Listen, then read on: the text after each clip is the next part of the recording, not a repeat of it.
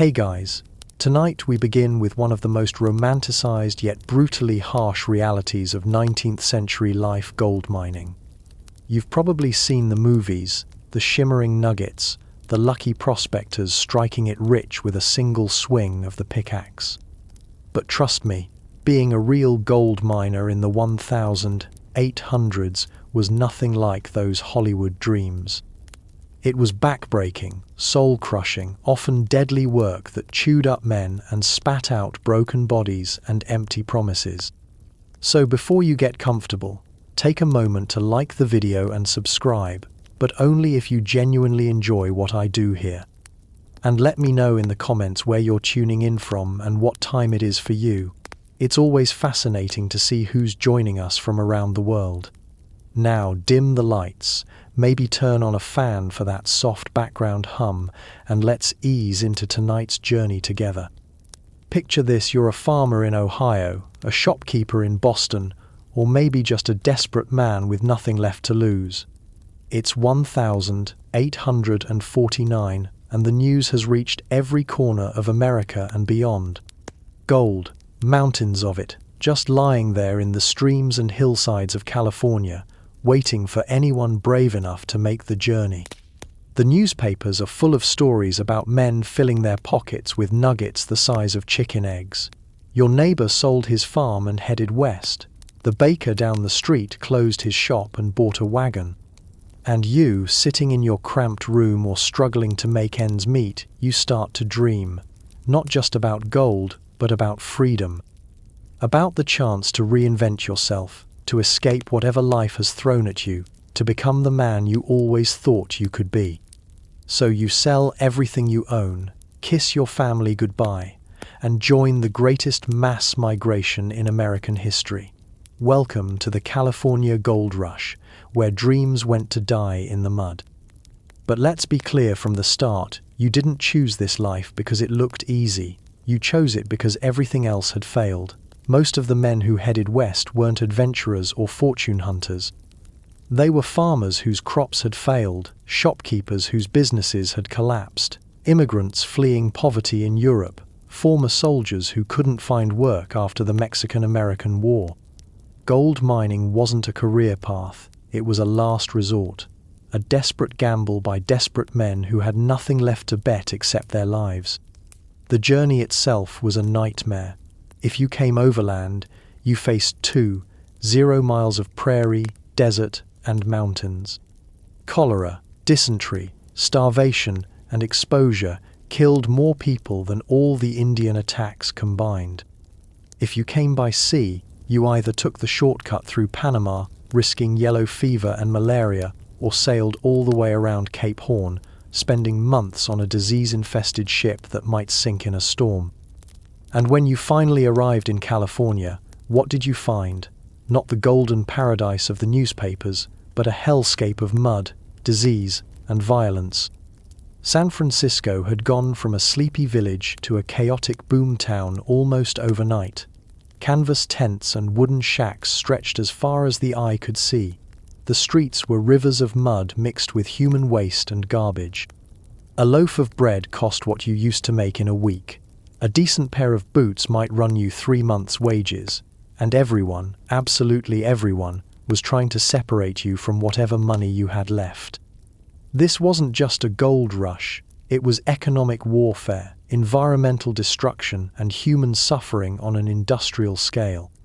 And you, with your pickaxe and your dreams, were about to become another casualty in America's most brutal get-rich-quick scheme. So you've made it to California. Congratulations. You've survived dysentery, dodged cholera, and somehow managed not to die of starvation on the trail. You've got your pickaxe, your pan, and maybe $20 to your name. Time to get rich. Right, wrong. Time to learn that gold mining isn't treasure hunting. It's manual labor, so brutal it makes farm work look like a gentleman's hobby. First, let's talk about what you're actually doing out there. Forget the image of a grizzled prospector plucking nuggets from a stream. That's placer mining, and it's what everyone tries first because it's the easiest. You scoop gravel and sand from a riverbed into a pan, add water, and swirl it around. The heavy gold sinks to the bottom while the lighter dirt washes away. Sounds simple, right? It is simple. It's also mind-numbing, backbreaking work that destroys your hands, your knees, and your spirit. You're standing in freezing water for 12 hours a day, bent over like an old man, scooping pan after pan of gravel that contains nothing but disappointment. Your back screams. Your hands crack and bleed from the cold. Your knees feel like someone's driving nails into them. And for every 1,000 pans you wash, maybe one contains enough gold dust to buy a cup of coffee. Maybe. The lucky ones, the ones who arrived early in 1848 and 1849, they found the easy gold. Nuggets lying in stream beds, flakes shining in the sunlight. But you didn't arrive early. You arrived with the mob, after the surface gold was gone, after the good claims were taken, after the easy money had been scooped up by men who are now sitting in fancy hotels in San Francisco counting their fortunes. So you move on to harder methods. Rockers and cradles. Wooden boxes with screens and riffles that let you process more gravel faster. Long toms. Even bigger contraptions that require teams of men to operate. Hydraulic mining, where you blast entire hillsides apart with high-pressure water hoses. Each method is more destructive, more expensive, and more likely to kill you than the last. And here's the cruel irony. The harder you work, the less likely you are to find gold. The easy gold is gone. What's left requires industrial equipment, massive investments, and armies of workers. You're not a prospector anymore. You're just another laborer, working for wages that barely keep you alive, making other men rich while you slowly destroy your body in pursuit of a dream that died before you even arrived. Let's talk about your living conditions, because calling them living is generous. You're not staying in a hotel. You're not even staying in a proper house. You're living in a tent if you're lucky, or maybe a lean-to made of canvas and scraps of wood. If you're really unlucky, you're sleeping under the stars with nothing but a blanket and whatever you can use as a pillow. Your neighborhood is a mining camp, and camp is the right word because it's temporary, dirty, and barely functional. Picture a collection of tents and shacks scattered along a creek or on a hillside, connected by muddy paths that turn into rivers when it rains. There's no planning, no sanitation, no law except what the miners make up as they go along. It's a city built by desperate men in a hurry, and it shows. The smell hits you first. Unwashed bodies, human waste, rotting food, and the constant stench of wood smoke mixed with whatever the miners are burning to stay warm. There's no garbage collection, so refuse piles up everywhere. Animal carcasses, broken tools, empty bottles, and human filth create a landscape that would make a buzzard gag. And in summer, when the sun beats down and the wind stops blowing, the smell becomes a living thing that follows you everywhere. Water is a problem. Clean water is a crisis. You're using the same streams to wash gold, drink from, and dispose of waste. The water runs brown with mud and chemicals. Dysentery and cholera spread through camps like wildfire, killing men faster than claim jumpers. You boil everything, but sometimes even that's not enough. You watch strong men waste away from diseases that a clean well could have prevented. Your tent, if you have one, is about 6 feet by 8 feet. You share it with whoever can split the cost. Privacy doesn't exist. Personal space is a luxury you can't afford. You sleep on the ground with a bedroll that's never really dry and always smells like mildew and desperation. In winter, you wake up with frost on your blanket. In summer, the tent becomes an oven that bakes you alive. Food is whatever you can afford, which isn't much. Beans, hardtack, and salt pork if you're lucky. Fresh vegetables are rare and expensive. Fruit is a fantasy. Scurvy is common. Your teeth loosen, your gums bleed, and your body starts to break down from malnutrition. You eat the same thing every day, not because you want to, but because it's all there is. And at night, when the work stops and the pain in your back eases just enough to let you think, you lie there listening to the sounds of the camp. Men coughing, snoring, arguing. Someone playing a harmonica badly. The occasional gunshot that everyone ignores because it's probably just someone shooting at rats. Or maybe it's not. Maybe it's another dispute over a claim, another card game gone wrong, another man who decided he'd rather die than live like this anymore. This is home now. This is the paradise you traveled to, 0 miles to reach. This is the golden dream that newspapers promised would make you rich, and you haven't even started mining yet. Now let's talk about the actual work, because work doesn't begin to describe what you're putting your body through. Gold mining in the 1800s wasn't a job, it was systematic self-destruction with a tiny chance of profit. Every method available to you was designed to break men down, and the gold was just the carrot that kept you moving toward your own grave. Placer mining, the simplest method, is where most people started. You take your pan, scoop up gravel from a stream bed, add water, and swirl it around so the heavy gold settles to the bottom while the lighter materials wash away. Sounds peaceful, almost meditative. It's not.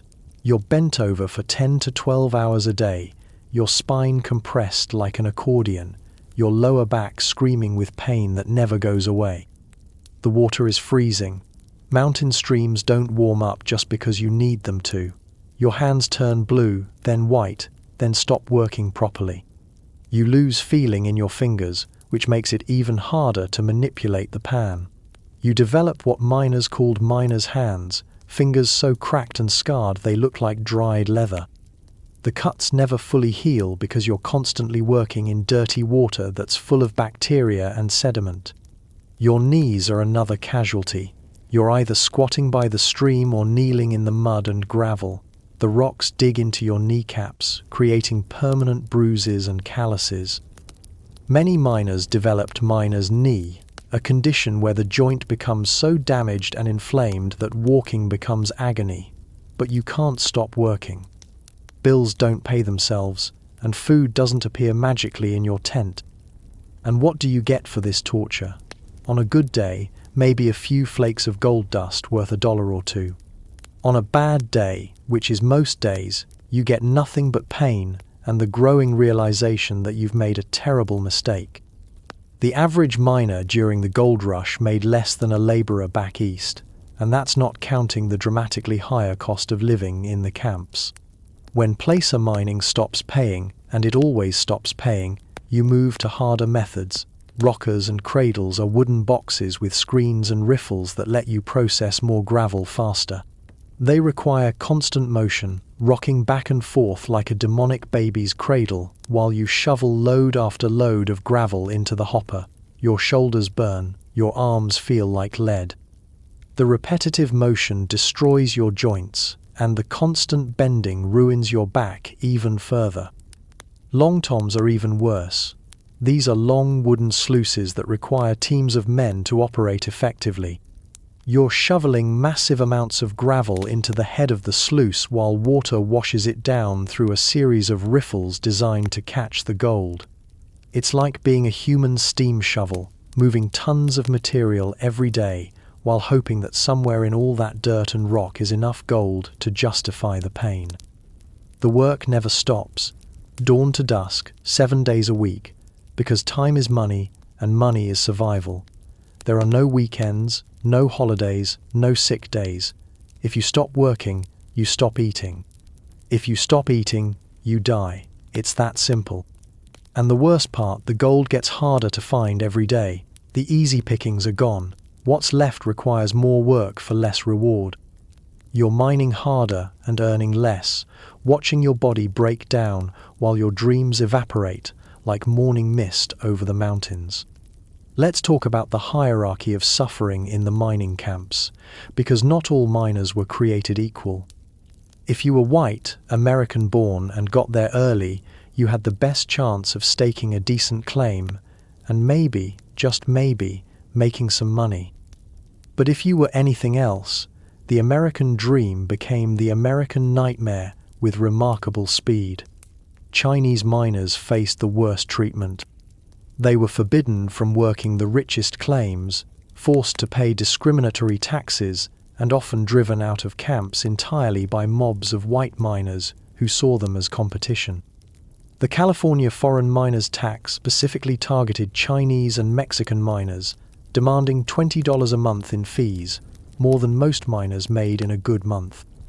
But the Chinese persevered, working abandoned claims that white miners had given up on, re-mining tailings that others had discarded, and somehow managing to extract gold from areas that had been written off as worthless.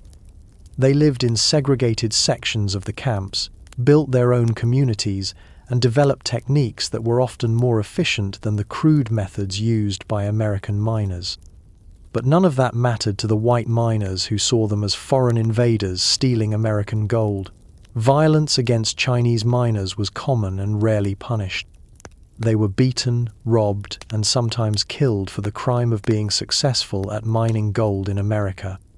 Mexican miners, many of whom had been mining gold and silver for generations before Americans even knew California existed, were treated almost as badly. They understood the geology, knew the best techniques, and had the experience to work efficiently. But they were greasers to the American miners, foreigners who didn't belong, despite the fact that many of them had been living in California when it was still part of Mexico. The foreign miners' tax was designed specifically to drive them out, and it worked. Many gave up and left, taking their knowledge and skills with them. Native Americans fared worst of all. The gold rush brought floods of white settlers into their traditional lands, destroyed their hunting and gathering grounds, and poisoned the rivers they depended on for fish. Mining camps viewed them as obstacles to be removed, not people with rights. Massacres were common. Entire tribes were wiped out or driven from their ancestral homes. The California government even paid bounties for Native American scalps, turning genocide into a profitable side business for miners and settlers. African Americans, both free and enslaved, occupied a strange middle ground. Some free blacks struck it rich in the early days of the rush. They were just as capable of finding gold as anyone else, and gold didn't care about the color of the hands that found it. But as the camps became more organized and society more structured, racism began to assert itself. Black miners were pushed out of the best areas, denied membership in miners' associations, and faced constant threat of violence. Even among white miners, there were hierarchies. Americans looked down on Irish immigrants, who were themselves considered superior to Italians and other Southern Europeans. Everyone looked down on the Chinese. French miners were tolerated but not welcomed. Chileans and Peruvians, many of whom had extensive mining experience, were grouped with Mexicans as undesirable foreigners. The result was a society built on exclusion and exploitation, where your race and nationality determined not just your chances of success, but your chances of survival. The American dream of gold and freedom was available to some, denied to others, and perverted into a nightmare of violence and hatred for the rest. This wasn't just discrimination. It was economic warfare disguised as racial superiority, and it poisoned the gold rush from the very beginning. Violence in the mining camps wasn't the exception, it was the rule. When you put thousands of desperate armed men together in lawless territory with no government, no police, and no courts, what you get isn't civilization. What you get is barely controlled chaos held together by fear and the occasional hanging. Claim jumping was the most common source of violence. You'd work a claim for weeks, maybe finding just enough gold to keep you going, and then wake up one morning to find someone else working your spot. Maybe they had a legal claim, maybe they didn't. Usually, it didn't matter because there was no reliable legal system to sort it out. What mattered was who had more guns and more friends willing to use them. The unwritten law of the camps was simple: might makes right. If you could hold your claim by force, it was yours. If you couldn't, too bad. Miners formed vigilance committees that were supposed to maintain order, but they were just lynch mobs with fancy names. Justice was quick, rough, and final. Suspected thieves were hanged from the nearest tree. Card cheats were shot on the spot. Men were killed for stealing food, jumping claims, or just being in the wrong place when someone was drunk and angry. Gunfights were daily occurrences. Every man was armed, most were desperate, and alcohol flowed through the camps like water. Arguments over claims, card games, women, or just perceived slights turned deadly with frightening regularity. The camps were filled with men who had nothing left to lose, which made them incredibly dangerous to be around. Gamblers and con men preyed on miners with ruthless efficiency. Three-card Monte, rigged dice games, and crooked poker separated foolish miners from their gold dust faster than any pickaxe ever could. When the marks figured out they'd been cheated, violence erupted.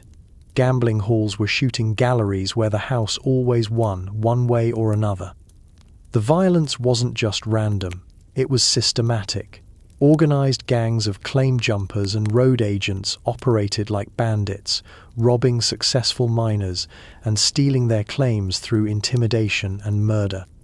The infamous Joaquin Murrieta, whether he was one man or several operating under the same name, became a symbol of the lawlessness that pervaded gold country. Murder, robbery, and terrorism were business models in a land where the only law was what you could enforce with a gun. Women in the camps lived under constant threat. There were few of them, which made them both precious and targets. Prostitutes, who made up the majority of women in the camps, faced violence from customers, competitors, and self-appointed moral guardians who saw them as symbols of the camp's corruption.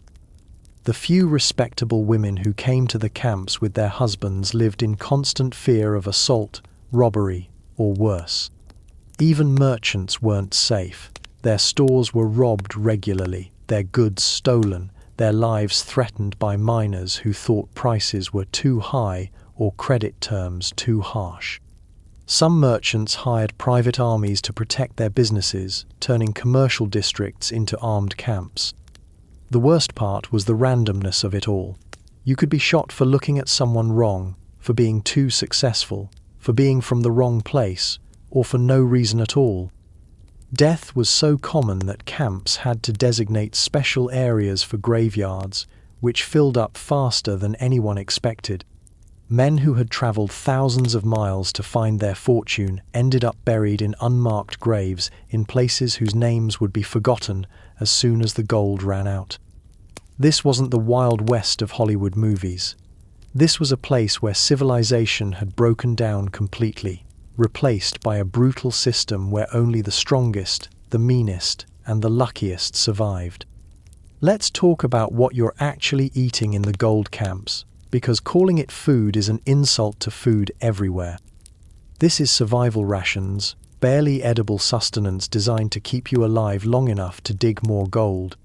Nutrition is a luxury you can't afford, variety is a fantasy, and taste is something you remember from back home. Your basic diet consists of what miners called the 3 B's: beans, bacon, and bread.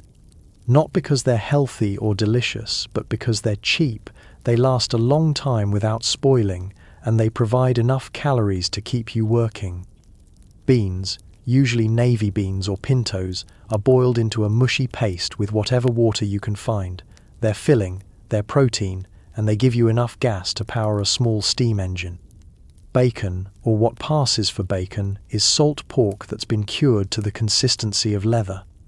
It's so salty it makes your mouth pucker, so tough you need an axe to cut it, and so greasy it slides around your pan like a terrified snake. But it's fat, protein, and preservation all in one unappetizing package. You fry it if you have a pan, boil it if you don't, and eat it either way because refusing to eat means dying. Bread, when you can get it, is hardtack, ship's biscuit, pilot bread, whatever you call it, it's flour and water baked into something resembling edible concrete. You can break teeth on hardtack if you're not careful. Smart miners soak it in their coffee or bean water to soften it up. Stupid miners try to eat it dry and spend the next week nursing cracked molars. Coffee is the one luxury that every miner insists on, no matter how broke he is. It's not good coffee. It's grounds that have been reused so many times they've lost all flavor except bitterness. You boil it in whatever pot you have, strain it through whatever cloth you can find, and drink it because it's hot, it's wet, and it contains enough caffeine to keep you conscious for another day of digging. Fresh meat is rare and expensive. When you can afford it, it's usually beef that's been walking around in the heat for days before someone decided to shoot it. Game is scarce because thousands of miners have hunted everything edible within a 50-mile radius. Fish from the streams taste like mud and chemicals from all the mining runoff. Most of the time, your meat is beans with bacon fat stirred in for flavor. Vegetables are almost non-existent. Potatoes occasionally appear in camp stores, selling for prices that would make a San Francisco banker blush. Onions are worth their weight in silver. Anything green and fresh is so expensive that only successful miners can afford it.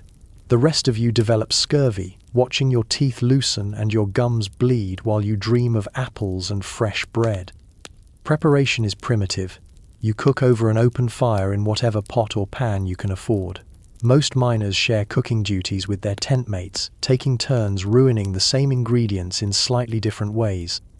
There's no seasoning except salt, no refrigeration except winter weather, and no variety except what you can afford to buy from traveling merchants who charge fortune prices for wilted vegetables and rancid butter. You eat the same thing every day because it's all there is. Beans, bacon, hardtack, and coffee. Maybe some dried fruit if you're celebrating.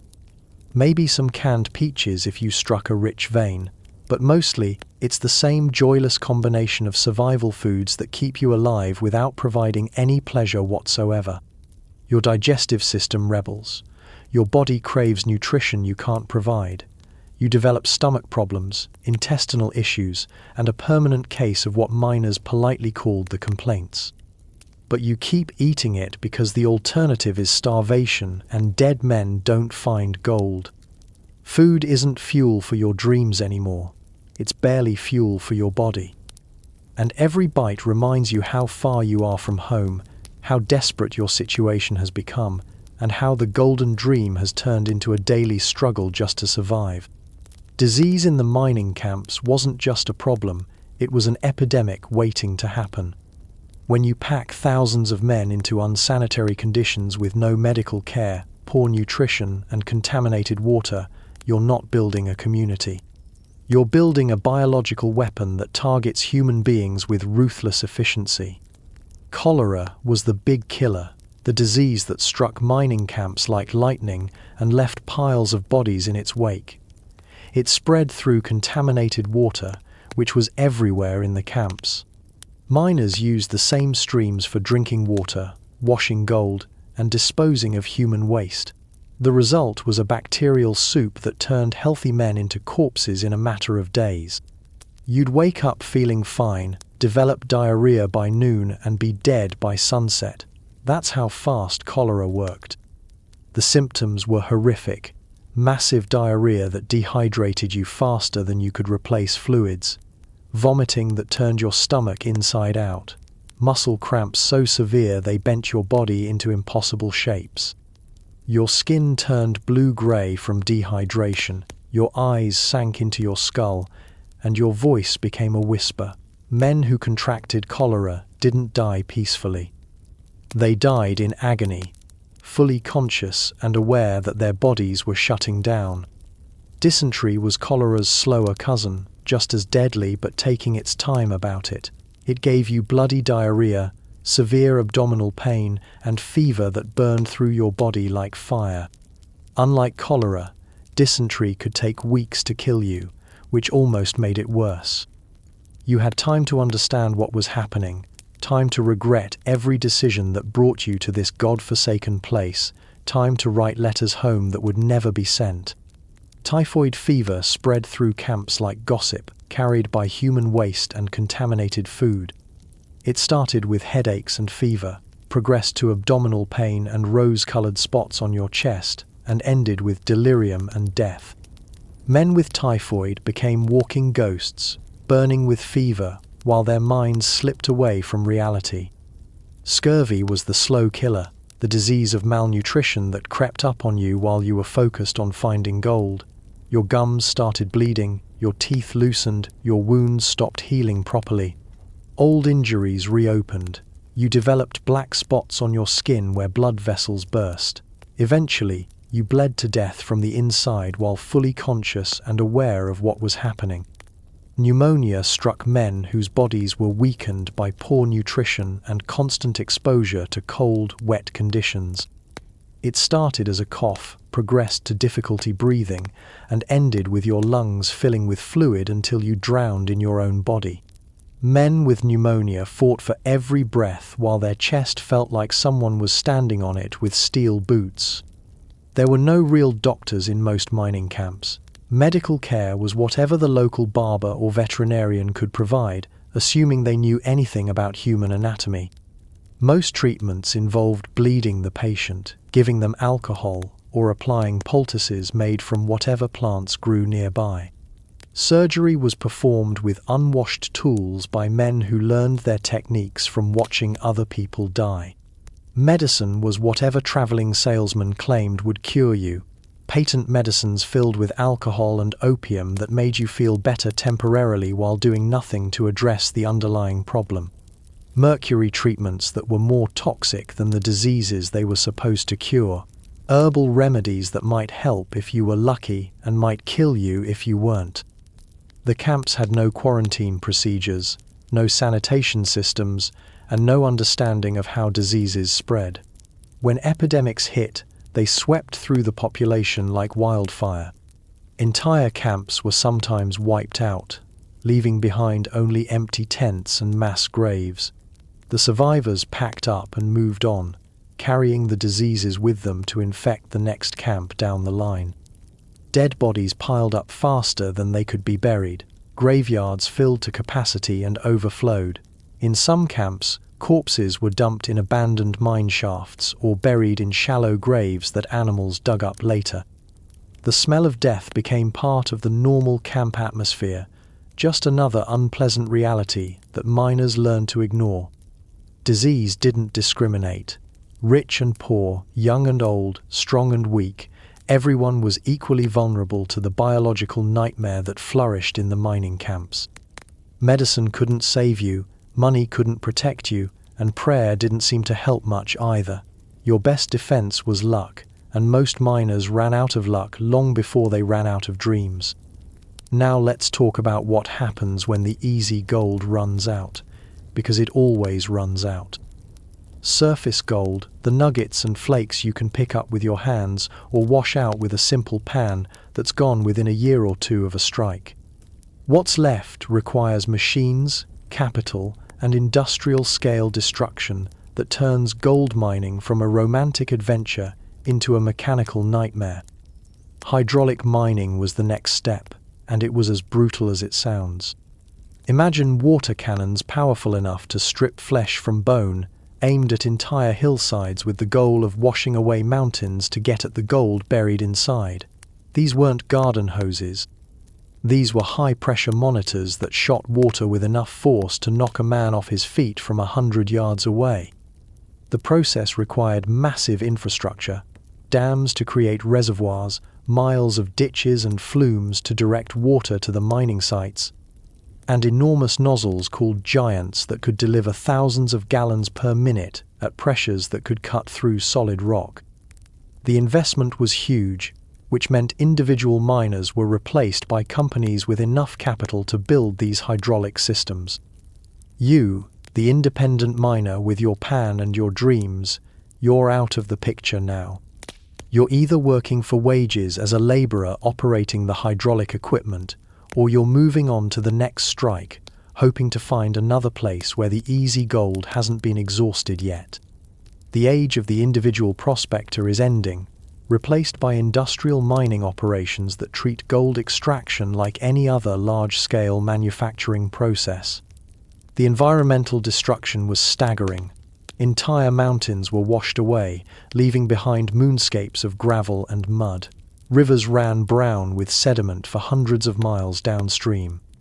The Central Valley of California, some of the most fertile farmland in the world, was buried under millions of tons of mining debris.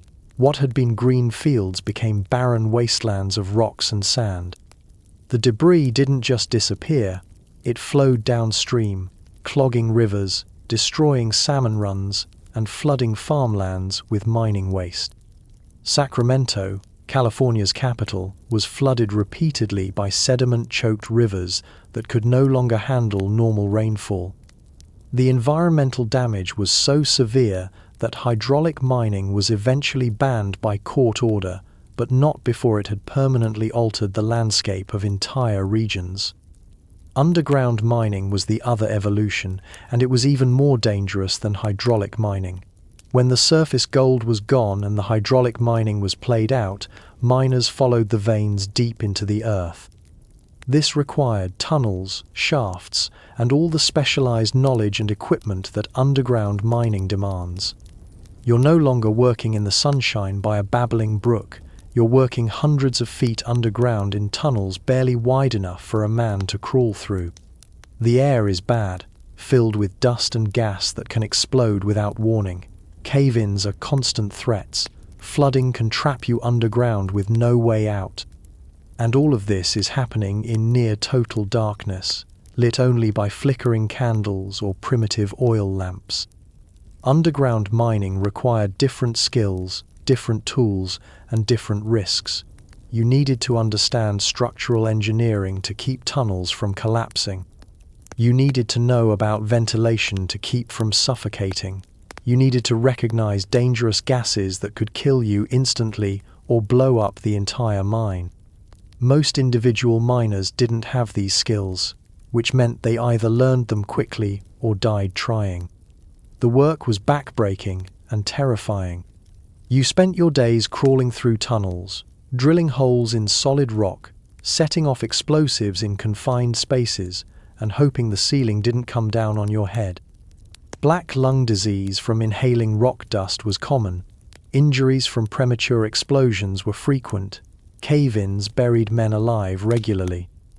And all for wages that barely kept you alive, working for companies that treated miners as replaceable parts in a machine designed to extract gold as cheaply as possible. This was the reality that replaced the romantic image of the individual prospector. Industrial mining operations that required large investments, specialized knowledge, and armies of workers who were paid wages instead of sharing in the profits. The gold rush was becoming the gold business, and there was no room in the business for dreamers with pans and shovels.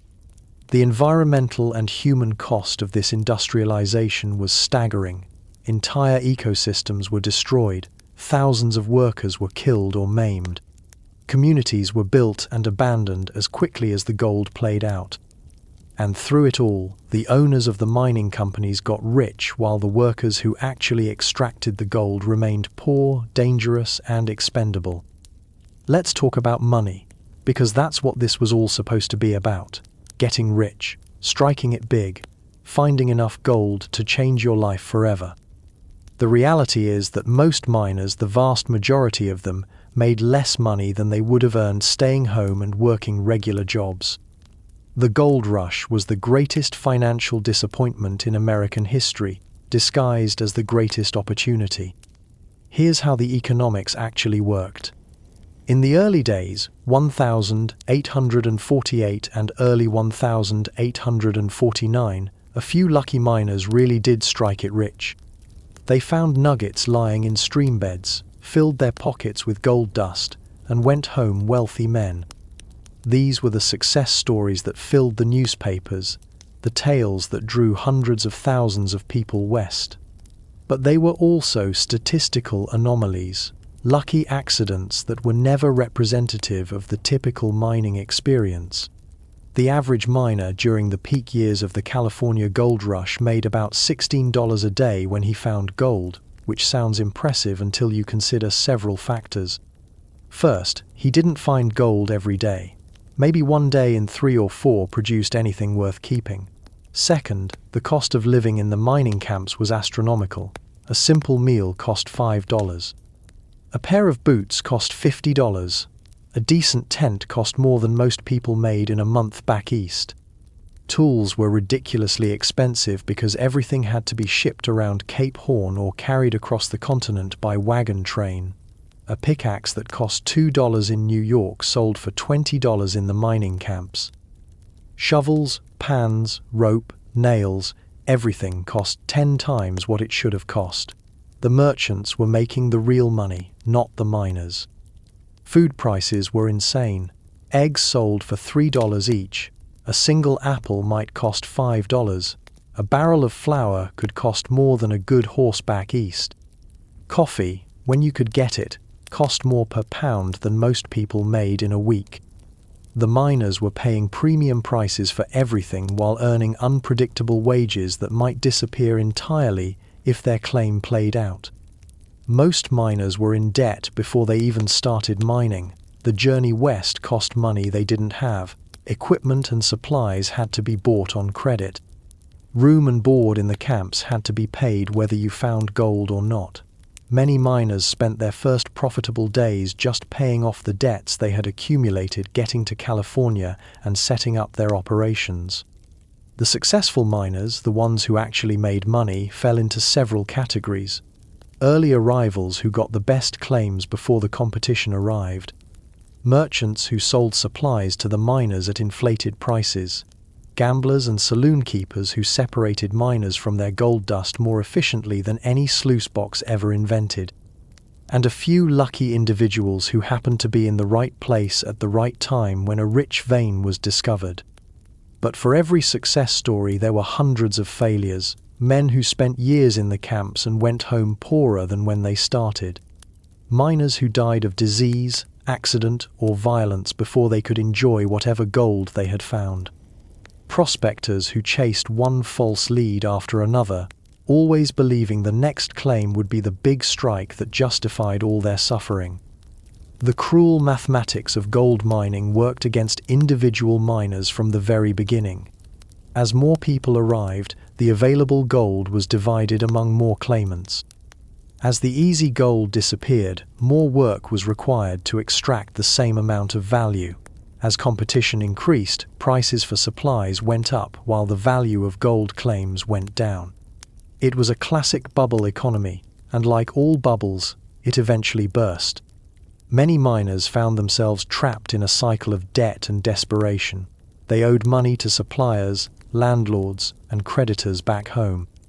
They couldn't afford to leave because they needed one more strike to pay off their debts. They couldn't afford to stay because every day in the camps cost money they didn't have. So they kept digging, kept hoping, kept believing that tomorrow would be the day their luck changed. The psychological toll was as devastating as the financial loss. These men had bet everything on the gold rush. They had sold their farms, abandoned their families, and sacrificed their health in pursuit of a dream that was turning into a nightmare. Admitting failure meant acknowledging that they had thrown their lives away chasing an illusion.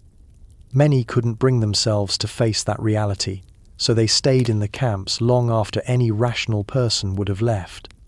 Gambling was rampant because miners understood, consciously or unconsciously, that their entire enterprise was a gamble.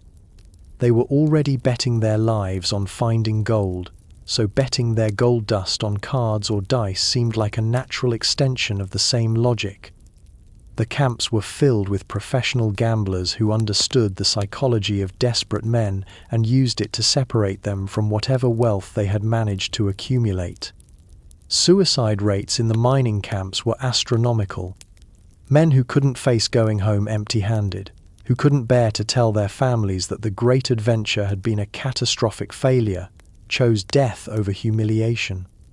The camps had more suicides per capita than anywhere else in America, a grim statistic that was carefully omitted from the promotional literature that continued to draw new victims west. The few miners who did strike it rich often lost their fortunes just as quickly as they had found them. They spent it on gambling, drinking, and women. They invested it in fraudulent schemes and worthless claims. They loaned it to friends who disappeared in the night. Sudden wealth was almost as dangerous as persistent poverty, especially for men who had no experience managing large amounts of money. By 1855, the California gold rush was effectively over. The easy gold was gone, hydraulic mining was destroying the environment, and most of the individual miners had either gone home broke or moved on to new strikes in Nevada, Colorado, and Alaska. The dream of getting rich quick had been replaced by the reality of industrial mining operations that treated gold extraction as a business rather than an adventure. The real winners of the gold rush weren't the miners. They were the merchants, the transportation companies, the suppliers, and the investors who provided capital for large-scale mining operations. They understood that selling shovels to prospectors was more profitable than using the shovels to dig for gold. They let other people take the risks while they collected the profits. This pattern would repeat itself in every subsequent gold rush. Individual miners would arrive first, do the dangerous work of discovering and extracting the easily accessible gold, and then be pushed aside by better-funded operations that could afford the equipment and expertise needed for industrial-scale mining. The romance of the prospector with his pan and his mule was always temporary, a brief moment before big business took over and turned gold mining into just another industry. So when you hear stories about the California gold rush, remember this: for every miner who struck it rich, there were 1,000 who went home broken and poor. For every tale of success, there were countless stories of failure, disease, violence, and death. The gold rush wasn't a path to prosperity for most of the people who participated in it. It was a lottery with terrible odds and a brutal cost of entry. The mountains of California are still littered with the graves of men who came west to find their fortunes and found only hardship and death. Their dreams are buried with them, along with the naive belief that gold mining was a shortcut to wealth rather than a shortcut to the grave. Now let's talk about what happened to your body after months or years of gold mining, because the physical toll was as devastating as the financial loss. This wasn't just hard work. This was systematic destruction of the human frame, a slow-motion dismantling of muscle, bone, and organ that left most miners physically ruined long before they were financially bankrupt. Your hands were the first casualties. Constant exposure to freezing water, abrasive sand, and sharp rocks turned them into something that barely resembled human appendages. Your fingers cracked and bled, developing deep fissures that never fully healed because you couldn't stop working long enough to let them recover. Cuts became infected in the dirty water of the mining camps, turning minor injuries into serious medical problems. The repetitive motion of panning and shoveling destroyed your joints. Your wrists swelled with inflammation, making it painful to grip tools or even hold a cup of coffee. Your elbows developed a condition miners called pan elbow, where the constant circular motion of washing gravel created chronic pain and limited mobility. Your shoulders burned with a fire that never went out, the result of thousands of hours spent bent over stream beds in unnatural positions. Your back was systematically destroyed by the work. Bending over panning sites for 12 hours a day compressed your spine like an accordion, creating chronic pain that made it difficult to stand upright even when you weren't working. Many miners developed a permanent stoop, their bodies curved into the shape of their labor. Herniated discs were common, sending shooting pains down your legs and making every step agony. Your knees bore the brunt of kneeling on rocky ground and squatting by water for hours at a time. The joints became swollen and inflamed, developing a condition that made walking painful and running impossible. Many miners couldn't fully straighten their legs by the end of their first season, hobbling around camp like old men even if they were still in their 20s. The cold water did permanent damage to your circulation. Prolonged exposure to freezing streams caused a condition similar to frostbite, where blood vessels in your hands and feet became permanently damaged. Your extremities turned white at the slightest provocation, lost feeling for hours at a time, and developed a painful hypersensitivity to cold that lasted for years after you left the camps. Respiratory problems were universal among miners. The combination of cold, damp air, physical exertion, and poor living conditions created a perfect environment for lung disease. Most miners developed a chronic cough that produced blood-tinged sputum. Pneumonia was so common that camps just accepted it as part of the mining experience. Tuberculosis spread through the close quarters of mining camps like wildfire, killing strong men within months of infection. Your digestive system rebelled against the combination of poor food, contaminated water, and constant stress. Stomach problems were universal. Diarrhea was chronic. Many miners developed ulcers from the combination of irregular eating, bad food, and the psychological stress of their situation. Malnutrition was common despite the fact that most miners worked in areas with abundant natural resources because they lacked the time, knowledge, and equipment to take advantage of those resources. Skin problems were rampant. Constant exposure to dirty water, harsh chemicals, and abrasive materials created rashes, sores, and infections that covered your entire body. Miners developed a condition they called camp itch, a persistent skin irritation that made sleep difficult and concentration nearly impossible. Lice and other parasites thrived in the unsanitary conditions of the camps, creating additional layers of misery.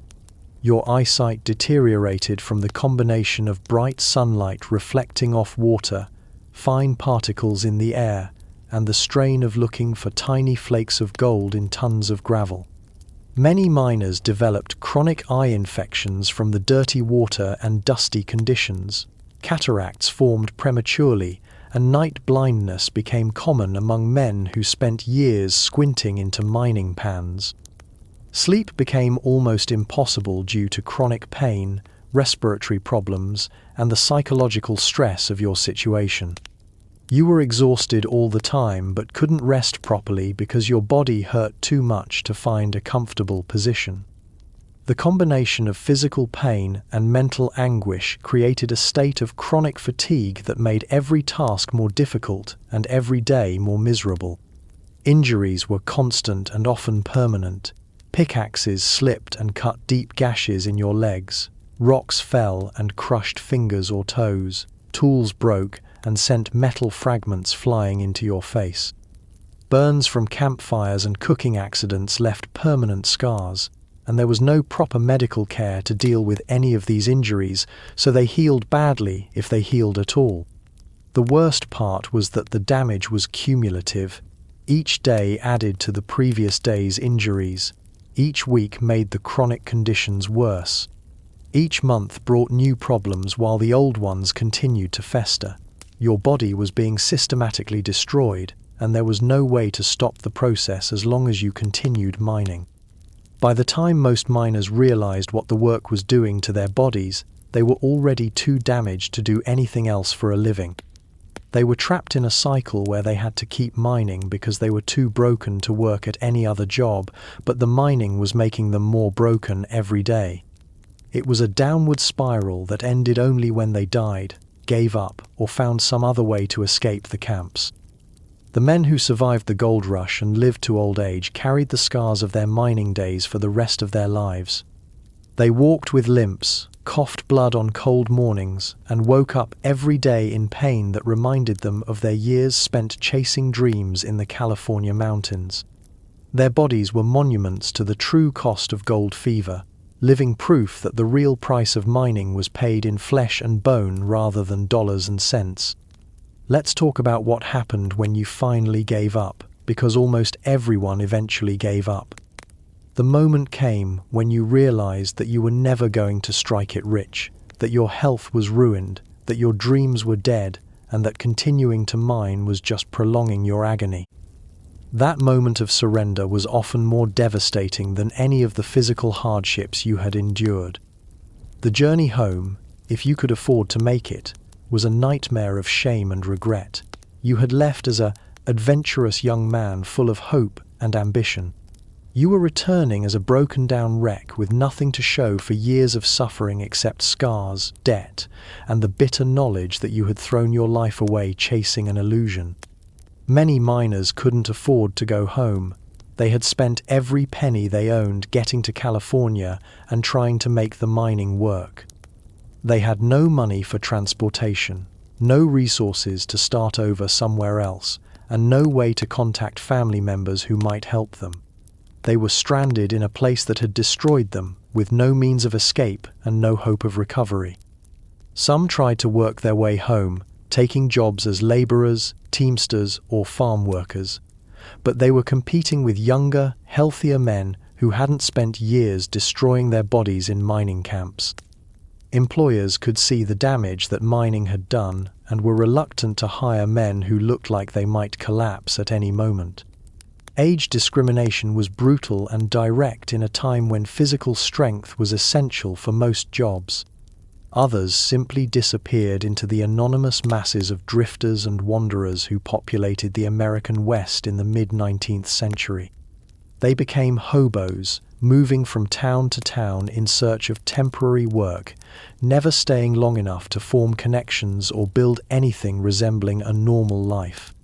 They were ghosts of the gold rush, haunting the places where they had once hoped to find their fortunes. The psychological trauma was often worse than the physical damage. These men had to confront the fact that they had been wrong about everything.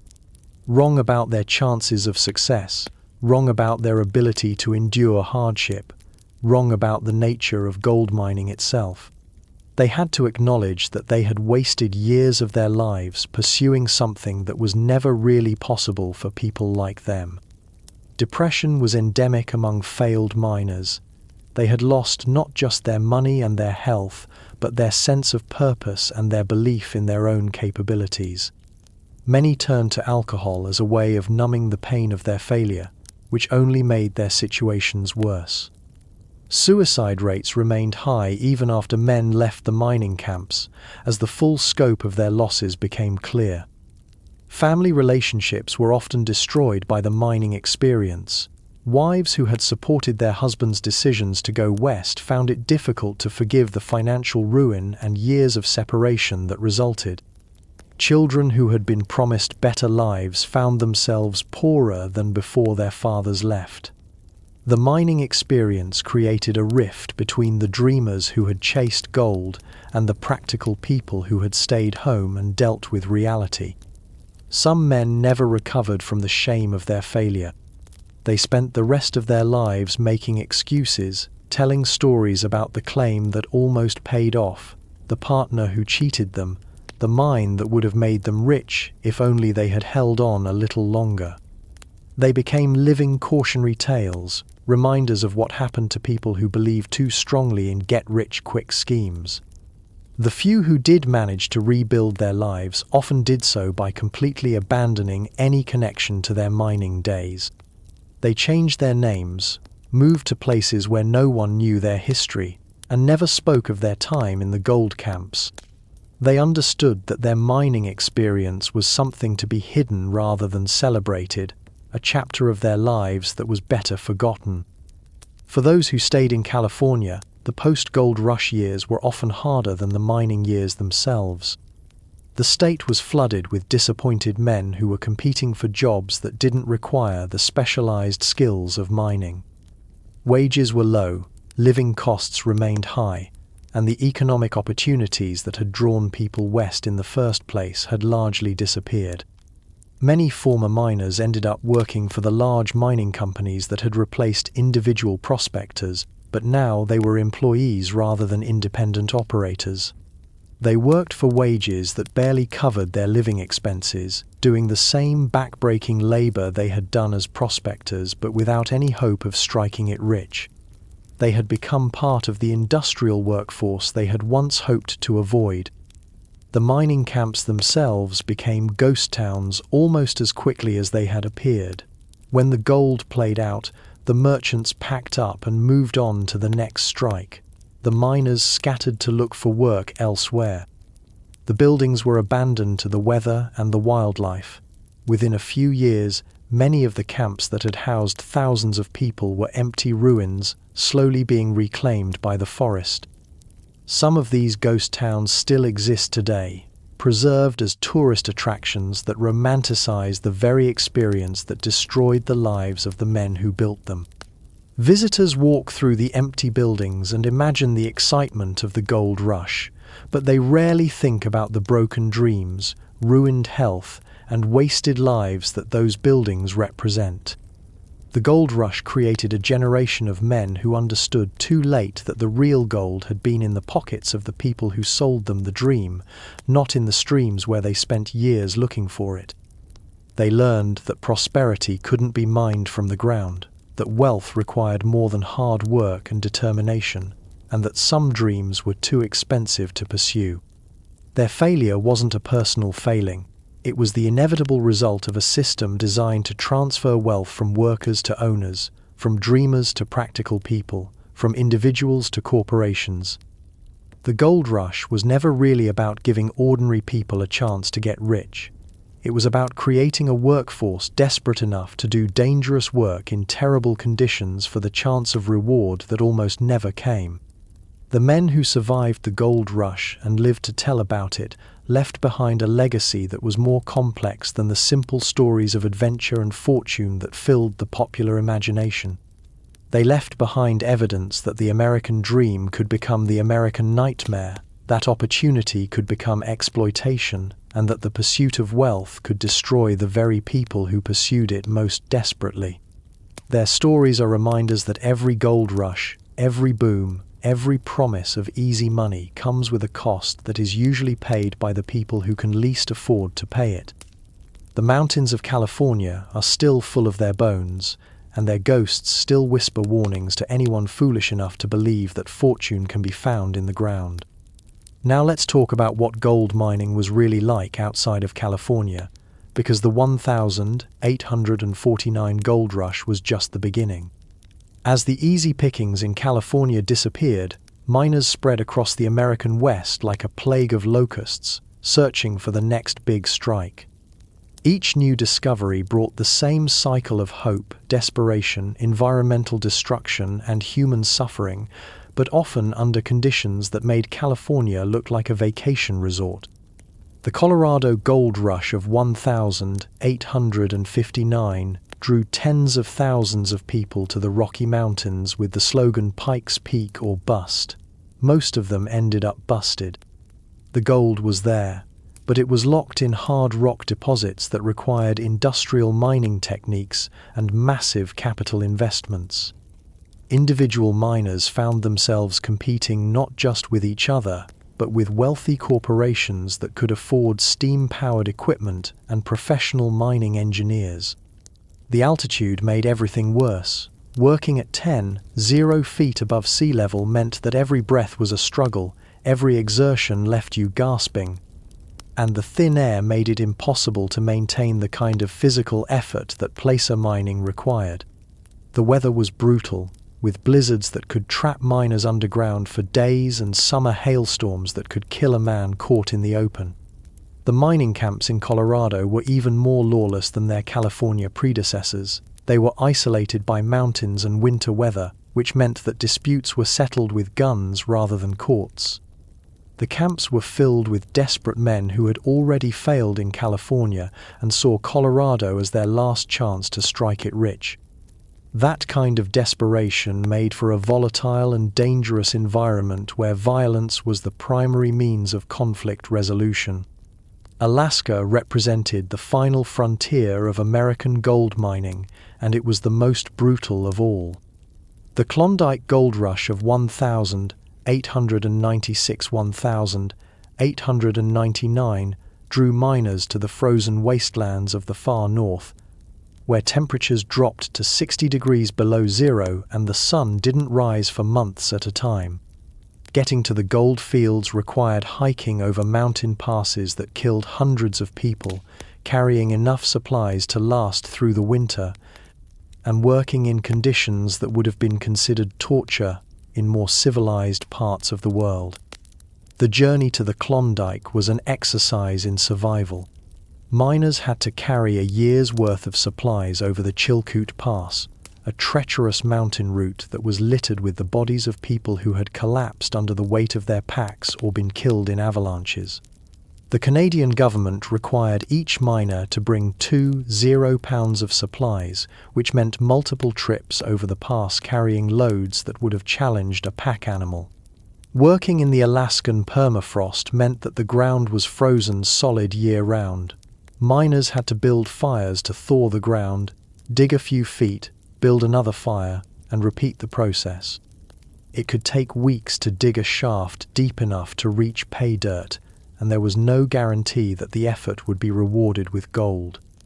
The work was so difficult that many miners spent more money on firewood than they ever recovered in gold. The isolation was psychological torture. Miners were cut off from civilization for months at a time, with no communication with the outside world and no way to leave until the spring thaw. Cabin fever was common, driving men to violence, madness, or suicide. The darkness of the Arctic winter, combined with the stress of dangerous work and uncertain profits, created mental health problems that the mining camps were completely unprepared to handle. Scurvy was epidemic in Alaska because fresh food was impossible to obtain during the winter months. Miners watched their teeth fall out, their gums rot, and their bodies slowly break down from malnutrition while they were surrounded by frozen wilderness that offered no relief. Many miners died not from accidents or violence, but from diseases that could have been prevented with proper nutrition. The environmental destruction in Alaska was total. Entire valleys were stripped of vegetation, rivers were diverted and polluted, and the permafrost was melted and destroyed in ways that are still visible today. The mining operations turned pristine wilderness into industrial wastelands, leaving behind toxic messes that will never fully recover. Nevada's silver boom created a different kind of hell. The Comstock lode was underground mining at its most dangerous, with tunnels that reached thousands of feet below the surface and temperatures that reached 130 degrees Fahrenheit. Miners worked in conditions that were like being inside a volcano, dealing with cave-ins, explosions, and poisonous gases that could kill instantly. The underground mines of Nevada required specialized skills that most gold miners didn't possess. You needed to understand ventilation, support structures, and explosive handling. The learning curve was steep and often fatal. New miners were killed regularly by cave-ins, gas explosions, and falls down mine shafts. The work was so dangerous that life insurance companies refused to cover miners, considering them too high risk to insure. The heat in the deep mines was unbearable. Miners worked naked except for shoes and helmets, and even then many collapsed from heat exhaustion. Ice had to be brought down from the surface to cool the work areas, adding to the cost of operations and making the mining companies even more reluctant to pay decent wages. Workers died from heat stroke regularly, their bodies unable to cope with the combination of physical exertion and extreme temperatures. Each new gold rush promised to be different from the last, but they all followed the same pattern.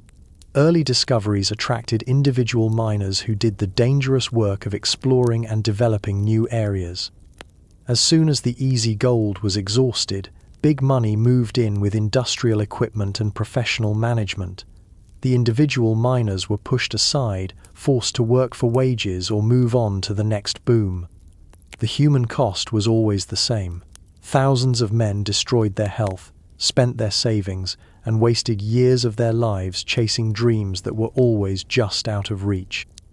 The environmental cost was catastrophic, with entire ecosystems destroyed to extract relatively small amounts of precious metal. The social cost was a society built on gambling, violence, and exploitation, where the strong preyed on the weak and success was measured only in terms of immediate profit.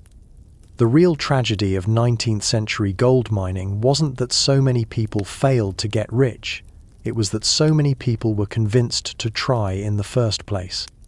The mining booms were elaborate confidence games that enriched a few people at the expense of everyone else, but they were sold as democratic opportunities where anyone could strike it rich through hard work and determination.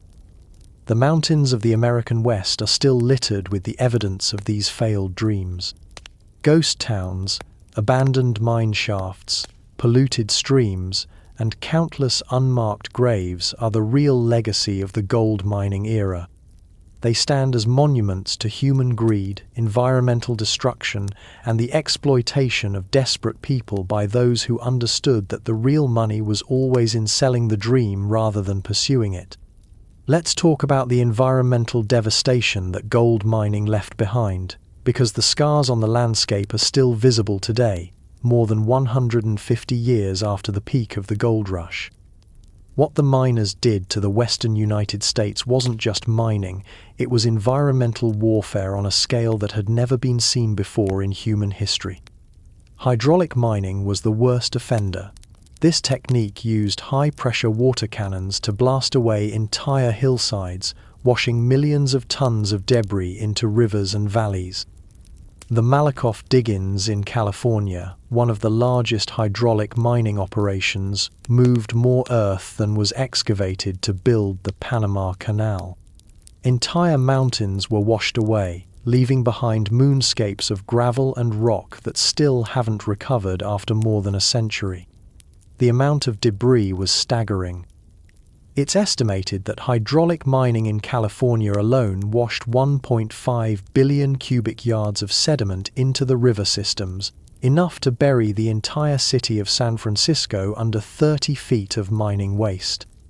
This debris didn't disappear. It flowed downstream, clogging rivers, destroying salmon runs, and burying thousands of acres of fertile farmland under barren gravel.